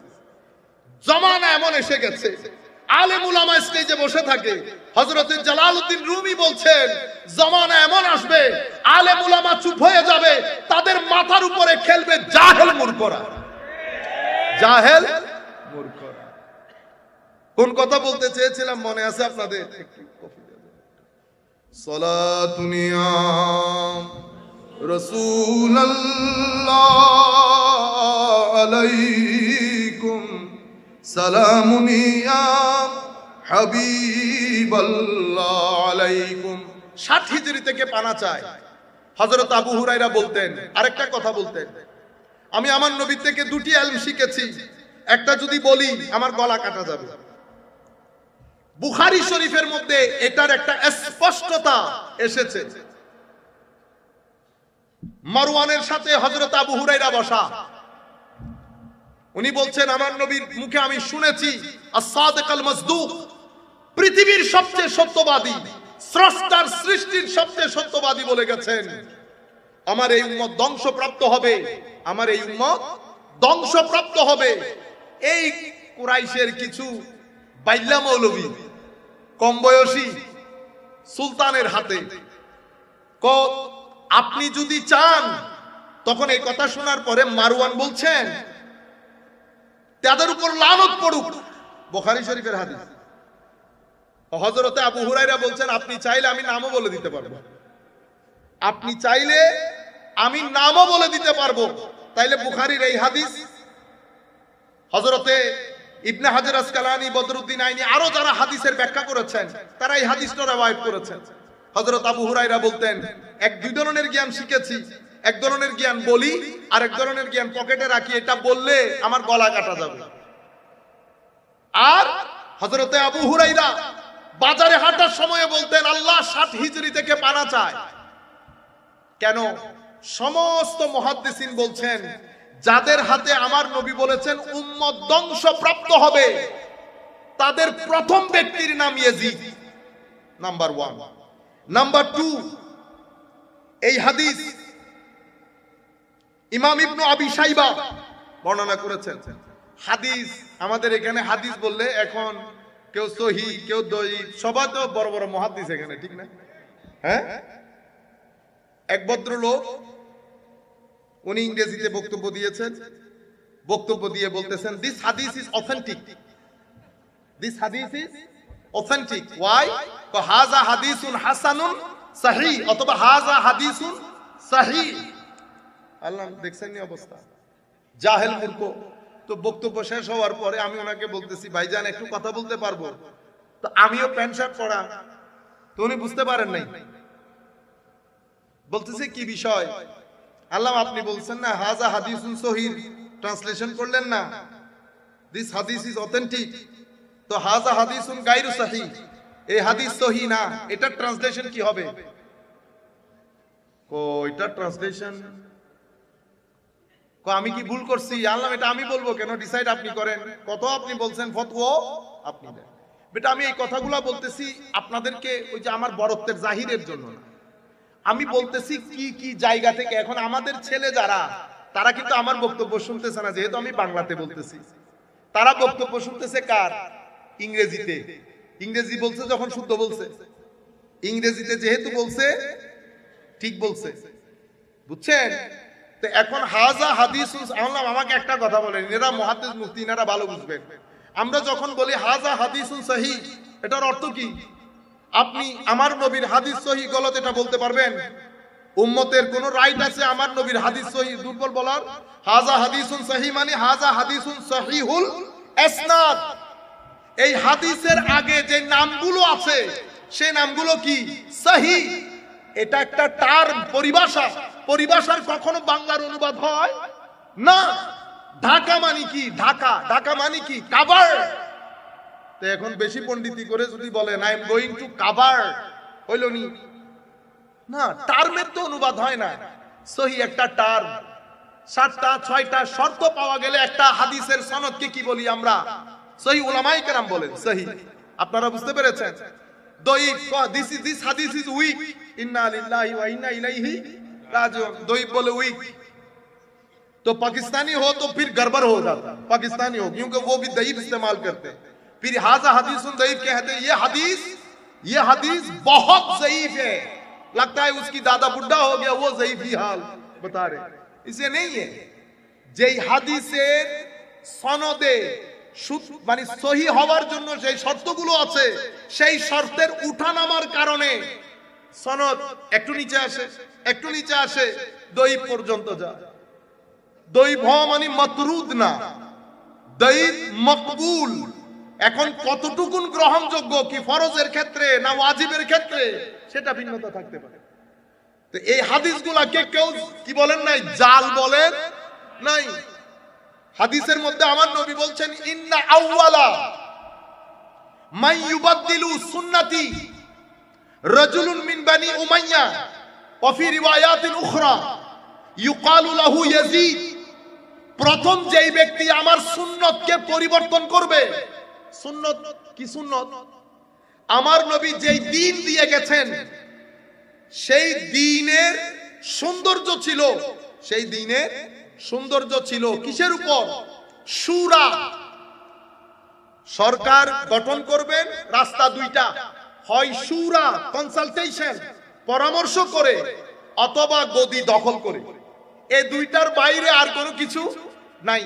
তো আমার নবীর সুন্নত ছিল যা করবেন শুরা বেস করবেন, আদালত বেস করবেন। ইন্নাল্লাহ ইয়া'মুরুকুম আন তুআদ্দুল আমানাতি ইলা আলিহা, আমানত। এরপর ইয়া আইয়ুহাল্লাযীনা আমানু কুনু কাওয়ামিনা বিল কিসত শুহাদা লিন-নাস। তাইলে কিসের উপর হবে? আমানতের উপর, আদালতের উপর, শুরার উপর। বুঝতে পেরেছেন? এটা আমার নবীর সুন্নত। ভদ্রতার উপর, নম্রতার উপর, দ্বীনের উপর, কোরআনের তালিমাতের উপর আমার নবীর সুন্নত। এই মালউন এসে প্রথম এসে শুরা সিস্টেমকে বরবাদ করে দিয়েছে। সে নিজের আত্মীয় স্বজনের ছোট ছোট ছেলেগুলাকে বড় বড় পোস্টে বসিয়েছে, সিনিয়র লোকজনকে নিচে নামিয়ে দিয়েছে, বাদ করে দিয়েছে। সে তার এগেইনস্টে যাওয়ার কারণে মদিনা শরীফের মধ্যে হামলা করেছে, সাহাবায়ে কেরাম, সিনিয়র সাহাবায়ে কেরামকে হত্যা করেছে। সে তার কথার বাইরে যাওয়ার কারণে মক্কা শরীফে হামলা করেছে। আপনি বাঁচাইতেছেন ইয়াজিদকে, আপনি কয় জায়গা থেকে রক্ষা করবেন? আপনি চিন্তা করতে পারবেন কাবা শরীফ হামলার জায়গা, সে না মুসলমান? সে কাবা শরীফের গিলাফ পুড়িয়ে দিয়েছে। সে সাহাবায়ে কেরাম, সিনিয়র সাহাবীর পবিত্র মুখ মুবারকের মধ্যে থাপ্পড় লাগিয়েছে। সাহাবায়ে কেরাম 2-3 জন সিনিয়র সাহাবীকে অন্ধত্ব গ্রহণ করতে হয়েছে আপনাদের এই নায়কের জন্য। সে আমার নবীর মদিনা শরীফকে 3 দিনের জন্য হালাল করে দিয়েছে, আযান বন্ধ রেখেছে। যেই মদিনার হেরেমের একটা গাছ কাটাকে আমার নবী নিষিদ্ধ করেছে, সেই মদিনাওয়ালা নবীর কলিজার টুকরা নাতির সিনায়ে পাকের মধ্যে উঠে সারে পাককে আলাদা করে সেটাকে ট্রের মধ্যে নিয়ে উবাইদুল্লাহ ইবনে জিয়াদ মালউনের দরবারে পেশ করেছে। এই মুসলমান কিভাবে চিনবেন? কোটি টাকা যতই জোগাড় করেন, ইউটিউবের মধ্যে যতই এডিট করে ইউটিউবের ভিডিও বানান, আল্লাহর ইজ্জতের কসম চেহারা বলে দেবে আপনি কি হুসাইনি না ইয়াজিদি। যত লম্বা দাড়ি রাখেন,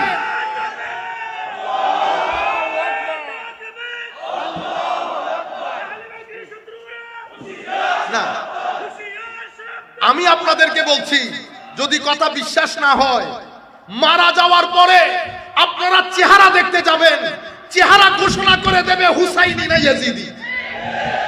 হুসাইনি না, আপনারা তো ওই চেহারা যখন দেখেন, আপনারা তো আমাদের ছবি এখন আমাকে চিনতেছেন না, কারণ ভিডিওর মধ্যে সুন্দর লাগে। ভিডিওর মধ্যে কালো কালো লোক এমনি এডিট করে পোলা পায়, কখনো কখনো আমি নিজেও চিনি না এই কি ঘটনা ঘটাইলো। তো একজন ব্যক্তির একটা বক্তব্য দেখতেছিলাম, আমার এক ছেলে পাঠাইছে, আল্লাহ এই তো এত সুন্দর না, এই তো এত সুন্দর। আজীব বিষয়, যাদের সিনার ভিতরে নূর থাকবে, যাদের সিনা আমার নবীর মদিনাওয়ালা সিনার কাছে হবে, তাদের চেহারার মধ্যে খাস এক ডিভাইন লাইট থাকবে। কেন? কারণ face is the mirror of your mind. মানে ইন্ডেক্স বলেন আর কি। আপনার সিনার ভিতরে যেটা রাখবেন সেটা চেহারায় পাক দিয়ে বের হবে। এবার সিনার ভিতরে যদি ইয়াজিদিয়ত থাকে চেহারা অন্ধকার হবে, মৃত্যু আগে পরে লাঞ্ছিত হবে। আর যদি সিনার মধ্যে হুসাইনিয়ত থাকে ছিন ছিন করে চেহারা থেকে নূর বের হবে। আর ইন্তেকালের পরে চেহারা আরো উজ্জ্বল হয়ে যাবে, মুখের মধ্যে হাসি থাকবে যদি হুসাইনি হন। সম্মানিত উপস্থিতি, আমার নবী বলছেন সেই ব্যক্তির নাম ইয়াজিদ, সেই ব্যক্তির নাম ইয়াজিদ। আরেক riwayতের মধ্যে আমার নবী বলছেন, এই বর্ণনা মুসনাদ আবি ইয়ালা এবং দালাইলুন নবুওয়া, মুআজামুজ যাওয়ায়েদ সহ আরো অসংখ্য হাদিসে পাকের মধ্যে এসেছে। কেউ বলেছেন সনদান দাঈফ। আমরা তো এখানে ফরজ ওয়াজিব সাবিত করতেছি না, বর্ণনায় কিন্তু এসেছে। আমার নবী বলছেন লা ইয়াজালু আমরু উম্মতি কাইমান বিল কিসত, আমার উম্মতের সমস্ত এফেয়ার আদালত বেস হবে, আদালত বেস হবে। হাত্তা ইয়াকুনা আউওয়ালা মান ইয়াসলুমুহু রাজুলুন মিন বানি উমাইয়া ইউকালু লাহু ইয়াজিদ। এই আদালতকে, আদালতের এই ইনস্টিটিউশনকে ধ্বংসকারী প্রথম ব্যক্তির নাম ইয়াজিদ, প্রথম ব্যক্তির নাম ইয়াজিদ। আমার নবী বলছেন নাউযু বিল্লাহি মিন রাসিস সিদ্দিন, হযরত আবু হুরায়রা বলছেন ওয়া ইমারাতিস সিবিয়ান, আমরা সাক্ষী জেরি থেকে পানা চাই এবং এই ছোট ছোট বাইল্লা মৌলবীদের, ছোট ছোট শাসকদের এই শাসন থেকে আমরা আল্লাহর দরবারে পানা চাই। আমার নবী আরো অসংখ্য হাদিসের মধ্যে এবং কিছু হাদিসের রাবি অসংখ্য, আমি আমার উস্তাদের জবানে শুনেছি ৮-৮ জন সাহাবী এই ইয়াজিদের নামের হাদিসগুলো বর্ণনা করেছে। কিন্তু আমাদের ভাইয়েরা যারা ইমাম হুসাইনকে ভালোবাসে, তারা আমাকে ভালোবাসে, তাদেরকে আল্লাহ ভালোবাসে, তারা বেহেশতে যাবে। যারা এদের সাথে শত্রুতা করে, আমি তাদের সাথে শত্রুতা করি, এই হাদিসগুলো আমাদের ভাইয়েরা বলে না, উঠে যাচ্ছে। আমি আপনাদেরকে মুবারকবাদ দেব, আপনারা আমাদের জন্য একটা প্ল্যাটফর্ম তৈরি করে দিয়েছেন যে আমরা এই কথাগুলো তরুণ প্রজন্মের সাথে অন্তত শেয়ার করতে পারছি। আমি আপনাদেরকে ইয়াজিদ সম্পর্কে দুই একটি, যেহেতু আমি সংক্ষিপ্ত আকারে বক্তব্য শেষ করব 10 থেকে 12 মিনিটের মধ্যে, এখন আল্লাহ পাক তৌফিক দান করলে আমি কয়েকটি হাদিস সাহাবায়ে কেরামের, হযরত আবু বকর সিদ্দিক, ফারুক আজম, এই সমস্ত সাহাবীর কিছু হাদিস আপনাদেরকে শোনানো দরকার। সম্মানিত উপস্থিতি, একটু আমরা একটু দরুদ শরীফ পড়ি। আল্লাহুম্মা সাল্লি আলা সাইয়্যিদিনা মাওলানা মুহাম্মদ ওয়া আলা আলি সাইয়্যিদিনা মাওলানা মুহাম্মদ। আবু বকর সিদ্দিক রাদিয়াল্লাহু তাআলা আনহু, এই কথা আপনারা সবাই শুনেছেন। উরকুবু মুহাম্মাদান ফি আলে বাইতে। আমার আবু বকর সিদ্দিক যখন কথাটা বলছেন, ওনার অডিয়েন্স কি আমরা ছিলাম? আমরা তো বহুত পরে এসেছি। ওনার অডিয়েন্স হচ্ছেন সিনিয়র সাহাবী, জুনিয়র সাহাবীরা। উনি বলছেন তোমরা আমার নবীর প্রতি সম্মান প্রদর্শন, নবীর সম্মানের রক্ষণাবেক্ষণ, এগুলা যদি পারফেক্টলি করতে চাও তো আলে রাসূলকে মহব্বতের মাধ্যমে আমার নবীর প্রতি মহব্বত প্রদর্শন করো। আবু বকর সিদ্দিক এরপরে বলেছেন, ও আলে রাসূল, ও হযরত আলী ও ফাতেমা, আমি আল্লাহর ইজ্জতের কসম করে বলছি, বুখারী মুসলিম শরীফের riwayat, যে আমার নবীর আলদের আত্মীয়তা রক্ষা করা, এটার প্রতি সম্মান প্রদর্শন করা, আমার আত্মীয়তার সম্মান প্রদর্শন করার চেয়ে আমি বেশি ফজিলতপূর্ণ মনে করি। 2, আরেকটা ঘটনা আপনারা হয়তো শুনেন নাই অথবা হয়তো শুনেছেন। হযরতে আনাস বিন মালিক রাদিয়াল্লাহু তাআলা জলিলুল কদর সাহাবী এবং সিনিয়র সাহাবীদের মধ্যে অন্যতম। তখন উনি অনেক বয়স্ক হয়ে গেছেন। সিনিয়র সাহাবীদের মধ্যে কেউ কেউ বেঁচে আছেন। জুনিয়র সাহাবীদের মধ্যে অন্যতম সাহাবী হযরতে আব্দুল্লাহ ইবনে আব্বাস রাদিয়াল্লাহু তাআলা। হায় হায় হায়, হযরতে আনাস বিন মালিক একটা জানাজা পড়িয়েছেন।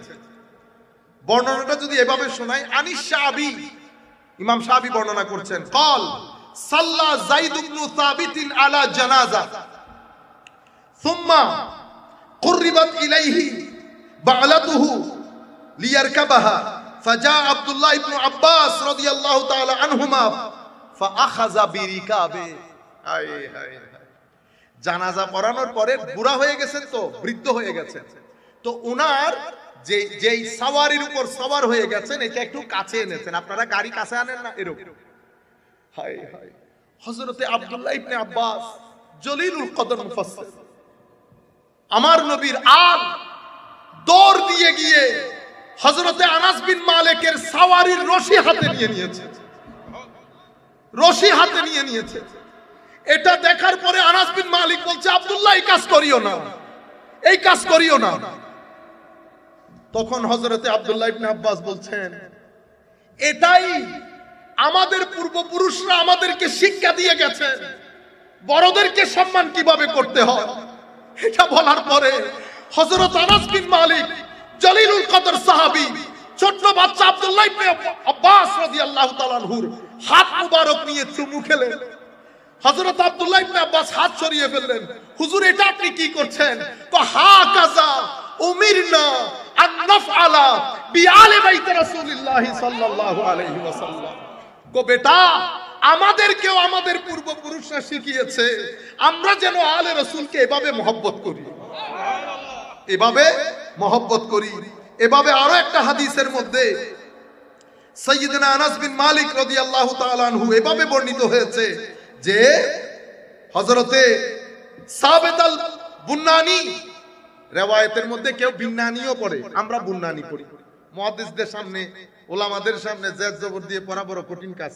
হ্যাঁ, হযরতে সাবিত আল বুনানি রাহমাতুল্লাহ আলাইহি ইয়াতি ইলা আনাস ইবনে মালিক ওয়া ইয়াকুলু লাহ আতিনি ইয়াদাকা, হায় হায়, আল্লাতী মাসাসতা বিহা রাসূলুল্লাহ সাল্লাল্লাহু আলাইহি ওয়াসাল্লাম। হুজুর হাতটা একটু দেন, হাতটা একটু দেন, যেই হাত দিয়ে আপনি আমার নবীকে স্পর্শ করেছেন। হে তরুণ, এই ইশকের মেসেজ আপনাদের কাছে পৌঁছাইতে চাচ্ছি। আপনারা আপনাদের সন্তানকেও আমার নবীর ইশকের এই তালিম দেন, আলে রাসূলের ইশকের এই তালিম দেন, আউলিয়ায়ে কেরামের নিসবতের শিক্ষা দেন। আল্লাহর ইজ্জতের কসম, দুনিয়াতে যাওয়ার একদিন আগে হলেও ঈমান নিয়ে পৃথিবী ছেড়ে যাবে। মোহাব্বত আলা সিনাকে আমার আল্লাহ কখনো মৃত্যু দেবে না যতক্ষণ পর্যন্ত পরিপূর্ণ রূপে ঈমানের মধ্যে দাখিল না হবে। মোহাব্বত এক আজীব জিনিসের নাম। এটা মানুষকে রাতে শুতে দেয় না, চোখ দিয়ে পানি বের করায়। এটা ইত্তেবা ইতাআতের দিকে মানুষকে ধাবিত করে। মোহাব্বত শিক্ষা দেন, ছেলে উগ্রতা থেকে বেঁচে যাবে। হযরতে সাবিত বলছেন, আমাকে সেই হাত যেটা দিয়ে আপনি আমার নবীকে স্পর্শ করতেন, হাত দেওয়ার পরে হযরতে সাবিত আল বুনানি উনি একটু আগে আসলেন, হাত দিলেন, ফাকাব্বালাহা। হযরত সাবিত আল বুনানি হাত মুবারকের মধ্যে কি করলেন? চুমু দিলেন।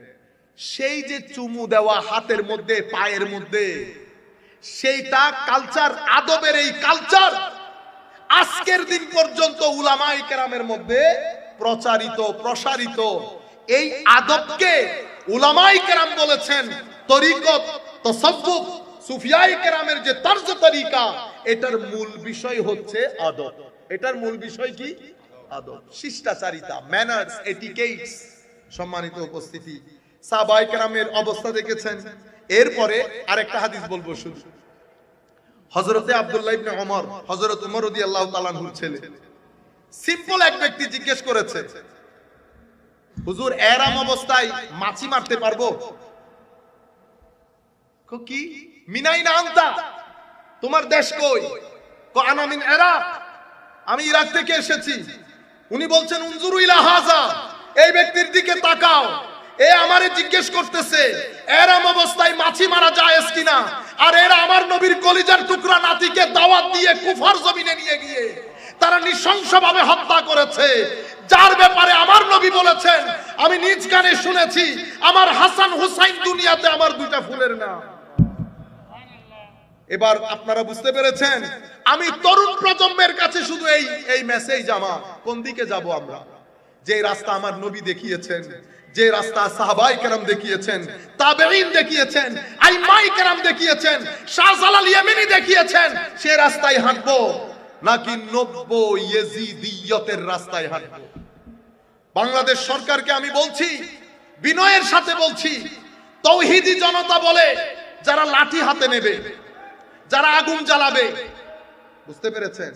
এদের পূর্ববর্তী পিছনের ইতিহাস যদি দেখেন, এটাকে বলে হিস্টোরিওগ্রাফি। হিস্টোরিওগ্রাফি, ঐতিহাসিক প্রেক্ষাপট।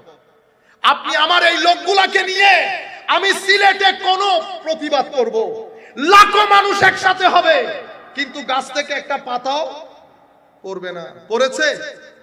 ফিলিস্তিন বিরোধী আপনারা আন্দোলন করেছেন, ফিলিস্তিনের পক্ষে আন্দোলন করেছেন, মিছিল করেছেন, একটা পাতা পড়েছে? পড়বে না। কেন পড়বে না? যারা শাহজালাল ইয়েমেনির তালিমাতকে রক্তে ধারণ করে, এরা সবাই হুসাইনি আদর্শে আদর্শিত। যারা হুসাইনি আদর্শকে লালন করে, এরা আদব, তাওয়াদু, আজজি, ইনকিসারির একটা মুরাক্কাব। এখান থেকে আপনি উগ্রতা পাবেন না। সেই কারণে আমাদের পুলিশ ভাইয়েরাও আমাদের সাথে যা মন চাই করে না, সরে যান, এখান থেকে সরে যান, করতে পারবেন না। কেন? কারণ ওনারাও জানেন লাঠি হাতে আমরা নিতে পারবো, ধাক্কা একটা দিবেন, ফেলে চলে আসবে, এতটুকুন।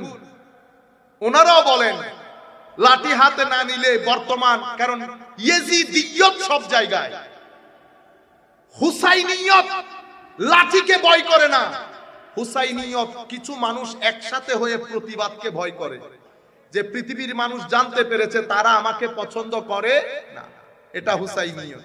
ইয়েজিদিয়ত হচ্ছে লাঠি নিয়ে বের হবেন, গাড়ি ভাঙবেন, বাড়ি ভাঙবেন, হ্যাঁ, এগুলা ইয়েজিদিয়ত।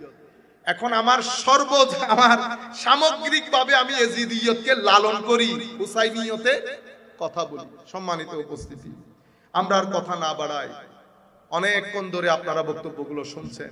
আমাদের করণীয় কি?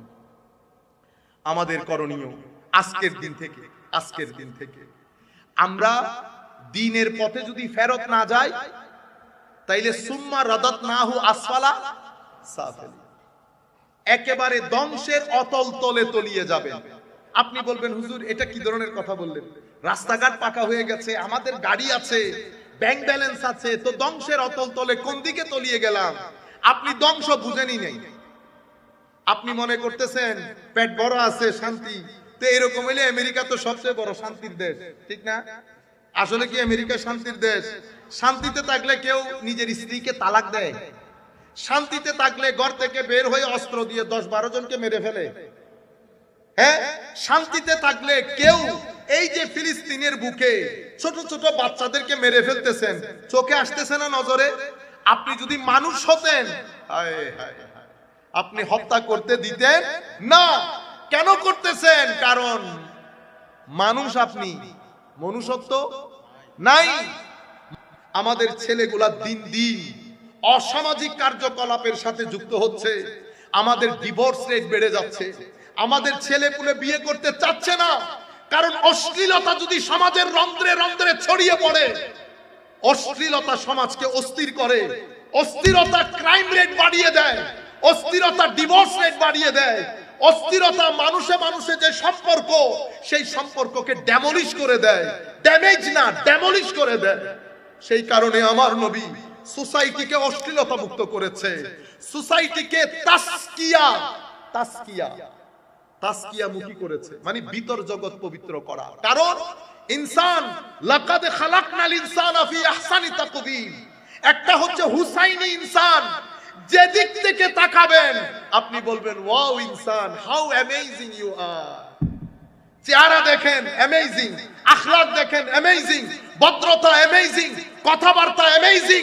লাকাদ খালাকনাল ইনসানা আহসানি তাকওয়িমের কোন প্র্যাকটিক্যাল ডেমনস্ট্রেশন যদি আপনি দেখতে চান, এটার বেস্ট এক্সাম্পল হচ্ছে সাইয়েদনা ইমামে হুসাইন রাদিয়াল্লাহু তাআলা আনহু। সুম্মা রাদাতনাহু আসফালা সাফিলিন, এটার এক্সাম্পল যদি দেখতে চান, রুয়ে জমিনের মধ্যে বেস্ট এক্সাম্পল হচ্ছে ইয়েজিদ।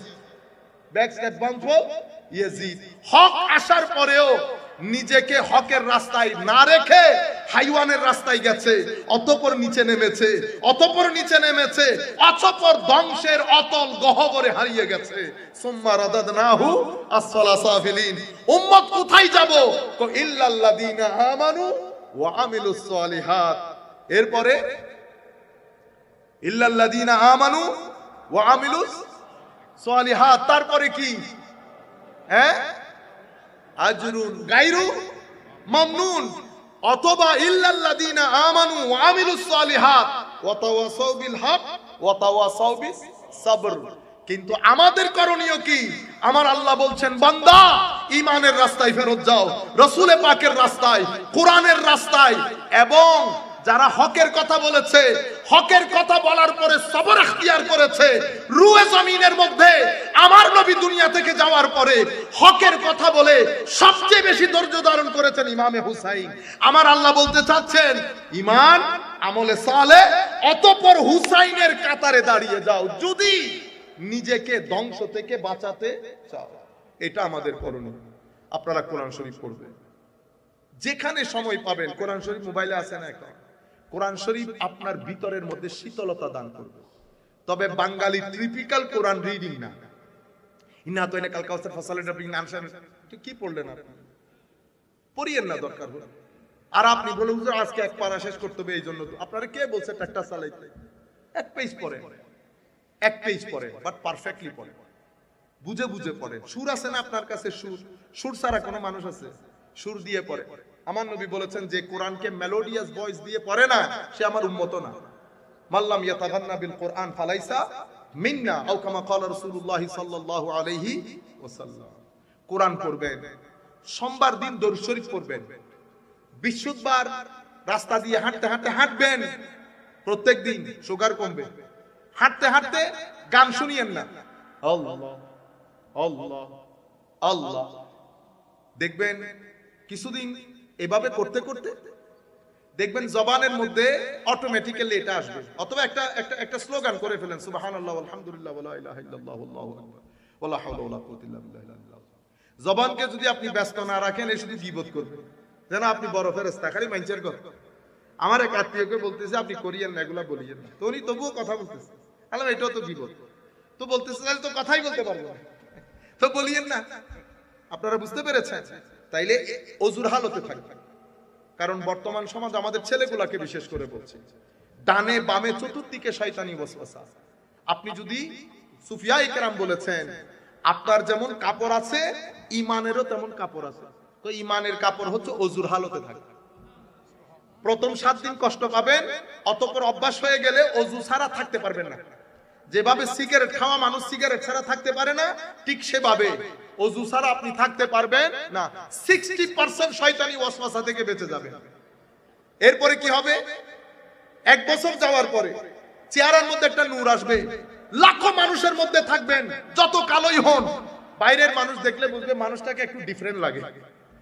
বুঝছেন? সবাই বলবে আপনি কি বাংলাদেশি না? বাংলাদেশি, কিন্তু আপনার একটু অন্য অন্য রকম লাগবে। হায় হায়, এটা অজুর কারামত। এটা কিসের কারামত? অজুর কারামত। অজুর হালতে থাকবেন। এগুলা কেন বলতেছি জানেন? আপনাদেরকে বলা হয়েছে, ধর্ম না মানলে কবরের মধ্যে আযাব আছে। ভাই, কবর অনেক দূরে, এটা আমার আল্লাহর কুদরতির হস্তে ছেড়ে দিয়েছি। আমার আল্লাহ মাফ করে দেবেন, আমার আল্লাহ দয়াশীল ক্ষমাশীল। আমাদেরকে জাহান্নামে দিয়ে আল্লাহর কোনো লাভ আছে? ও আল্লাহ ভয় লাগাইতো। আপনার মা আপনাকে ভয় লাগায় নাই? আপনার বাবা বলে নাই আজকে ঘরে আইলে টাং বলে নাই? আমার বাবা তো প্রত্যেকদিন পায়টা ভেঙে ফেলছে, আইও না আজকে। আর আমার মা ছিল পিঠের চামড়া তুলে নিবে। মানে মাগরিবের সময় আপনারা বুঝই পেয়েছেন, অনেকে পেয়েছেন। আমরা আগে ঘরে বসে দরুদ শরীফ পড়তে হইতো না। নামাজ পড়েন আর না পড়েন, বাইটা প্যান্ট শর্ট প্যান্ট পরে হলেও দরুদ শরীফ পড়তে হইতো। ঘরে ঢুকতে পেরেছেন? তো দরুদ শরীফ ছাড়া ফুটবল খেলে আসলে আমার মা কি বলতো? আইও আজকে। তোমার চামড়া যদি তুলে না নেই, আমি তোমার মা না। আমার চামড়া আমার পিঠে কিন্তু রয়ে গেছে, আমার পিঠের চামড়া পিঠে রয়ে গেছে। বাবা বলেছে পা ভেঙে দেবে, পাও পায়ের জায়গায় রয়ে গেছে। তো সামান্য দয়া নিয়ে বাবা থ্রেড দেওয়ার পরও পা পায়ের জায়গায় থেকে যায়। আমার আল্লাহ ওই 99% রহমত আমার আল্লাহর কুদরতের হস্তে রেখে দিয়েছে। সে আল্লাহ যে আমাকে জাহান্নামে ঢেলে দিবে। যুবক, তোমাকে রাত দিন জাহান্নামের ভয় দেখায়, যারা ভয় দেখায় তাদেরকে বলবা, বেটা জাহান্নামও সৃষ্টি, আমিও সৃষ্টি, কিন্তু আমি আশরাফুল মখলুকাত, জাহান্নাম আশরাফুল মখলুকাত না। জাহান্নাম থেকে বেঁচে থাকবো, জাহান্নামের মালিককে ভয় পাবো, ভয় জাহান্নামের না, ভয় জাহান্নামের মালিকের। আপনারা বুঝতে পেরেছেন? তো ভয়াবহ হবে কিয়ামত। এগুলো আমাদের বক্তব্য, যা শুনছি। তো একটা মাহফিলের মধ্যে হুজুর কিয়ামতকে এমন ভাবে বর্ণনা করছে, মনে হয় যেন আল্লাহ বসে আছে একটা বড় হ্যামার নিয়ে। ওরে খোদা, আরে বেটা, বনি ইসরাইলের 99 জনকে হত্যা করেছে, অতঃপর 100 জনকে হত্যা করেছে, এমন ব্যক্তিকেও আমার আল্লাহ মাফ করে দিয়েছে। বুঝতে পেরেছেন আপনারা? তো আমি বলতেছি, হুজুর কিয়ামতের মধ্যে কি খালি মায়ের কথা আসছে? আপনি একটা একটা আয়াত পড়েন, আমি দেখি কোন জায়গার মধ্যে শুধু মায়ের কথা এসেছে। প্রত্যেক যেই জায়গায় কিয়ামতের ভয়াবহতার বর্ণনা এসেছে, একই আয়াতের মধ্যে কিয়ামতের রহমতের বর্ণনা এসেছে। আসে নাই? ইন্নাল্লাযীনা সাবাকাত লাহুম মিনাল হুসনা উলাইকা আনহা মুবাদুন লা ইয়াসমাউনা হাসিসাহা ওয়া হুম ফী মাশতাহাত আনফুসুহুম খালিদুন লা ইয়াহজুনুহুমুল ফাযাউল আকবার ওয়া তাতালাক্কাহুমুল মালায়েকা হাযা ইয়াউমুকুমুল্লাযী কুনতুম তুআদুন। তো আজকে আপনাদের দিন, এনজয়। আজকে আপনাদের দিন, এনজয়। কিন্তু আপনাদের, আমাদের ছেলে, আমার এক পরিচিত মানসিকভাবে অসুস্থ হয়ে গেছে, জাহান্নামের ভয় দেখাইতে দেখাইতে, কবরের আযাবের ভয় দেখাইতে দেখাইতে। আমার ভাই, আযাব যখন বলবেন, রহমতের কথা বলবেন, এটা আমার আল্লাহর সুন্নত। কোরআনের হেন কোনো আয়াত নাই যে আয়াতে আমার আল্লাহ শুধু আযাবের কথা বলেছে, রহমতের কথা বলে নাই। যেই জায়গায় আযাবের কথা এসেছে, আগে রহমতের কথা এসেছে। কিন্তু আমরা এগুলা বাদ দেই। দুনিয়ার মধ্যে তো আপনি শান্তি চান। আমি তরুণ প্রজন্মকে বলছি, দিন বাদে, আমার নবী বাদে দুনিয়াতে শান্তি পাবেন না। আপনার বাপ দাদারা দেখছেন না, আরামে খাইতেছে, ঘুমাইতেছে, কোনো টেনশন আছে? হায় হায় হায়, উনাদের বয়সী যারা ইংল্যান্ড আমেরিকাতে থাকে, আই খোদা, আমার সামনের বাসা 99 বছর পরে 100 বছর পূর্তি করেছে সে। ঘরের মধ্যে একা একা হাঁটতে, কই জোহরের সময় নার্স আসবে, এরপরে মরে পড়ে থাকে। টেলিফোন না তুললে বুঝতে পারে যে পড়ে মরে আছে। কি সুন্দর জীবন, কি সুন্দর জীবন। সে ব্যক্তি আমাকে বলতেছে, সাই তোমরা যেভাবে করো, আমাদের ছোট কালেও আমরা সেভাবে বাবাকে করতাম। উনি আমাকে বলতেছেন, আমাদের ছোট কালে স্কুলে মারতো ডান্ডা দিয়ে, কিন্তু একটা নির্দিষ্ট সময়ের পরে হারিয়ে গেছে সব। উনি বলতেছেন, আমার ভয় হচ্ছে তোমরাও বোধহয় আস্তে আস্তে আমাদের রাস্তায় আছো। হ্যাঁ, আমরা বলছি আমরাও তোমাদের রাস্তায় আছি। কারণ কিছু মুনাফেক আমাদের উপরে বসে থাকে, তারা শুধু আমাদেরকে ওই মুখী করে, বুঝতে চাই না ওই দুনিয়াতে শান্তি আছে কিনা। নাটক, টিভি, সিনেমা সবকিছুতে শুধু গাড়ি দেখায়, সুন্দর সুন্দর বাড়ি দেখায়, কিন্তু ভিতরে যে হাহাকার আছে এটা কেউ দেখায় না। এই মানুষটার জীবন নিয়ে ডকুমেন্টারি করেন না, একটা দেখান মানুষকে। আমাদের ছেলেরাও শুরু করেছে এখন, মা বাবার খবর নেয় না। আর আমাদের মেয়েগুলো বিয়ের পরে হাই হাই, শ্বশুর শাশুড়িকে আর বরদাস্ত করে না। যেই ঘরের জামাই শ্বশুর শাশুড়িকে বেশি ওয়েলকাম করে, সেই ঘরে শান্তি। এটার নাম ইয়াজিদিয়ত, এটার নাম হুসাইনিয়ত, হচ্ছে ব্যালেন্স করা। আমার বাপ দাদারা ব্যালেন্স করেছে, আমার মারা ব্যালেন্স করেছে। মনে রাখবেন, মারাও তো শুনতেছেন, আপনার কবর কিন্তু কোথায় হবে? শ্বশুর বাড়িতে। আমার মার কবর, আমার মার ভাইয়েরা যান জিয়ারত করতে আসে, কালে সন আসে, আমার মার জিয়ারত করে আমার মায়ের শ্বশুর বাড়ির লোকজন। সুতরাং আমরা বলছি না কাউকে ঢুকাইতে, কাউকে বের করতে, ব্যালেন্সের কথা বলছি। ব্যালেন্স, ইন্নাল্লাহ ইয়ামুরু বিল আদল, আদল করেন, শান্তি পাবেন না, শান্তি পাবেন না। আমার নবীর দেখানো বিধান থেকে 1 ইঞ্চি তার উদার হলে শান্তি পাবেন না। রয়ে গেল গুনাহ, হায় হায়, গুনাহ করব, রাতে আল্লাহর দরবারে আল্লাহর কুদরতের কদম ধরে পড়ে থাকবো, আল্লাহ মাফ করে দাও, আল্লাহ মাফ করে দাও। মারে বেড়াই ধরলে, জড়াই ধরলে মা 2 মিনিট পরে হাসি দেয়। এটা আমার আল্লাহর রহমতের 100 ভাগের 1 ভাগের ফোঁটা। আর 100 ভাগ রহমত 99 ভাগ নিয়ে আমার আল্লাহ বসে আছে, আমার আল্লাহ বসে আছে। সেই আল্লাহ বলতেছেন, বান্দা লা তাকনাতু মির রাহমাতিল্লাহ ইন্নাল্লাহা ইয়াগফিরুয যুনুবা জামিআ। তুমি কেন পেরেশান হচ্ছিস বান্দা? চিন্তা করিস না, আমি কথা দিচ্ছি মাফ করে দেব, মাফ করে দেব। কিন্তু কারো উপর জুলুম করবেন না, কারো হক টানাটানি করবেন না। টাকা আপনার হলে নিবেন, লাখ টাকা বাইরে দিয়ে চলে গেলে মনে করবেন আবর্জনা। যেই তারিখে মানুষের টাকা ভিতরে ঢুকাবেন, আরেক জানালা দিয়ে আপনার শান্তি বের হয়ে যাবে। যদি চান পরিবার পরিজন নিয়ে শান্তিতে থাকতে, প্রথমে তো কারো টাকা পকেটে ঢুকাবেন না, লাখ টাকা চলে যায়। পৃথিবীতে এই টাকা যারাই ঢুকাইছে, হায় হায়, হজম হয় না। এরপরে মনে করতেছেন কজুর মৃত্যুর পরে মারা যাব, কবরে ঢুকে যাব। জান বের হওয়া এত সহজ না। নিজের চোখে দেখেছি, নাক দিয়ে রক্ত পড়া শুরু হয়েছে, জান বের হয় না, জান বের হয় না। এরপরে যেই কারণে ঘটনা ঘটেছে তারে ডেকে এনেছে, বেটা মাফ করে দে, মাফ করে দে বেটা। কজুর বহুত কষ্ট দিছে, মাফ করবো না। আল্লাহ জান বের হবে না। এই মনে করেছিল, অসংখ্যবার জুমার মসজিদে বলেছি, বান্দা জান বের হওয়া এত সহজ না। খবরদার, মানুষের উপর জুলুম করবেন না, ভাই বোনের উপর জুলুম করবেন না। বাবার সম্পত্তিতে আপনার যেমন হক, আপনার বোনেরও সেরকম হক। হক মেরে আমার আল্লাহর দুনিয়া থেকে ইজিলি এক্সিট নিয়ে চলে যাবেন। ই মুহালাস, ই মুহালাস। হাদিসে পাকের মধ্যে আমার নবী বলেছেন, জুলুম তিন প্রকার। এক প্রকার জুলম আমার আল্লাহ মাফই করেন না, সেটা কি? শিরকের জুলম। আরেক প্রকার জুলম লা ইয়াতরুকুল্লাহু শাইআ, এতটুকুন ছাড় দেন না আমার আল্লাহ, সেটা যখন মানুষের উপরে জুলুম করবে। খবরদার, এটা ইয়াজিদিয়ত। আসেন শান্তির সমাজ গড়ি, জুলুম মুক্ত, জুলুম মুক্ত, অশ্লীলতা মুক্ত। বাকি রয়ে গেল গুনাহ, বেশি গুনাহ হয়ে গেছে। সবাই যখন শুয়ে যাবে, যাই নামাজে বসে থাকবেন, আল্লাহ কান্দরে বসে থাকবেন, আল্লাহ মাফ চায়, মাওলা মাফ চায়। কিছুক্ষণ পরে দেখবেন অজর দ্বারায় কান্না আসতেছে, মনে করবেন মাফ হয়ে গেছে, মাফ হয়ে গেছে। আর যদি এত মাফ না হয়, শাহজালাল এমনির দরবারে যাইয়া বসে থাকবেন, আল্লাহকে বলবেন, আল্লাহ তোমার নূরের এক খাজিনার দরবারে এসেছে। আমি না গুনাহগার, আমি গুনাহগার, আমি তো মানতেছি, কিন্তু আমি আপনাকে যে মানি এটাও তো সত্য, এটা মিথ্যা নেই। আল্লাহ, পৃথিবীর কোন মানুষের সাথে আমার কোনো শত্রুতা নাই, কিন্তু কেউ যদি আপনার শানে বেয়াদবি করে, আমার গায়ের মধ্যে আগুন ধরে, আল্লাহ এটা আপনাকে পছন্দ করি বলে ধরে। আল্লাহ এটা যেমন সত্য, এটাও তেমন সত্য। এখন তুমি ক্ষমা করো আল্লাহ, তুমি ক্ষমা করো আল্লাহ।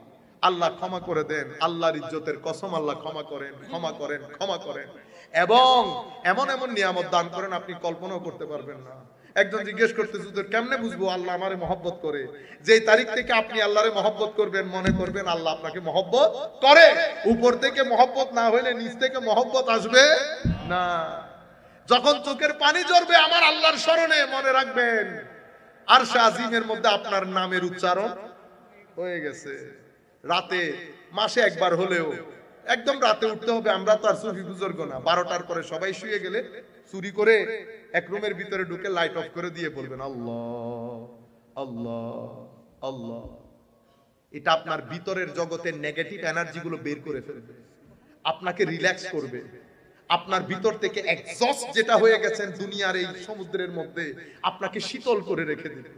আপনার সন্তানদেরকে নিয়ে, ভাই ব্রাদার নিয়ে, আমাদের মা বোনদেরকে বলছি, বিশুদ্ধবারে ছেলেদেরকে নিয়ে জিকির করবেন, লা ইলাহা ইল্লাল্লাহ। বাড়ি যখন দিবেন, যখন কতক্ষণ পরে পুরা গণপর্দ থেকে আওয়াজ শুনবেন লা ইলাহা ইল্লাল্লাহ। তো এখন পৃথিবী চাইতেছে আপনি যেন এগুলা না করেন, মাজারে না যান। বেদাত বেদাত বেদাত প্রপাগান্ডা তৈরি হয়েছে, লাখো ডলার খরচ হয়েছে। আল্লাহর বলি, যেখানে ভালো ঘি বিক্রি হয় সেখানে মন্দ ঘিও থাকবে, থাকবে না, বন্ডামিও থাকবে। বুঝতে পেরেছেন? আমাদের আব্বাজি সাহেব হুজুর বলেন নাই, চিটাং এর মধ্যে ভন্ডামি বেশি হয়, চিটাং এর মধ্যে খেদমত যেমন বেশি, ভন্ডামিও তেমন বেশি। এটা কমন একটা জিনিস, আপনারা বুঝতে পেরেছেন? মিষ্টির দোকানগুলো তো আর মিষ্টি আসেনি, বাইরে কত সুন্দর না, ভিতরের কিচেন গুলা দেখলে মিষ্টি খাওয়া নিয়ে আসবে। এটা স্বাভাবিক জিনিস, দুনিয়া এরকম। সুতরাং এই সব প্রপাগান্ডার মধ্যে যাবেন না। প্রত্যেক বৃহস্পতিবারে স্থানীয় যারা আল্লাহর ওলি তাদের জিয়ারত করবেন, মা বাবা দাদা দাদির জিয়ারত করবেন। আল্লাহ আপনাদের শান্তি দেখ, আমাদের অন্তরকে শীতল করুক। যারা যেখান থেকে বসে দেখছেন, আল্লাহ হুসাইনি আদর্শ লালন করে এই আদর্শের মাধ্যমে আমরা যেন জীবন যাপন করে পৃথিবী থেকে যেতে পারি। আল্লাহ তৌফিক দান করুক। মা আলাইনা ইল্লাল বালাগুল মুবিন। আসসালামু আলাইকুম ওয়া রাহমাতুল্লাহ।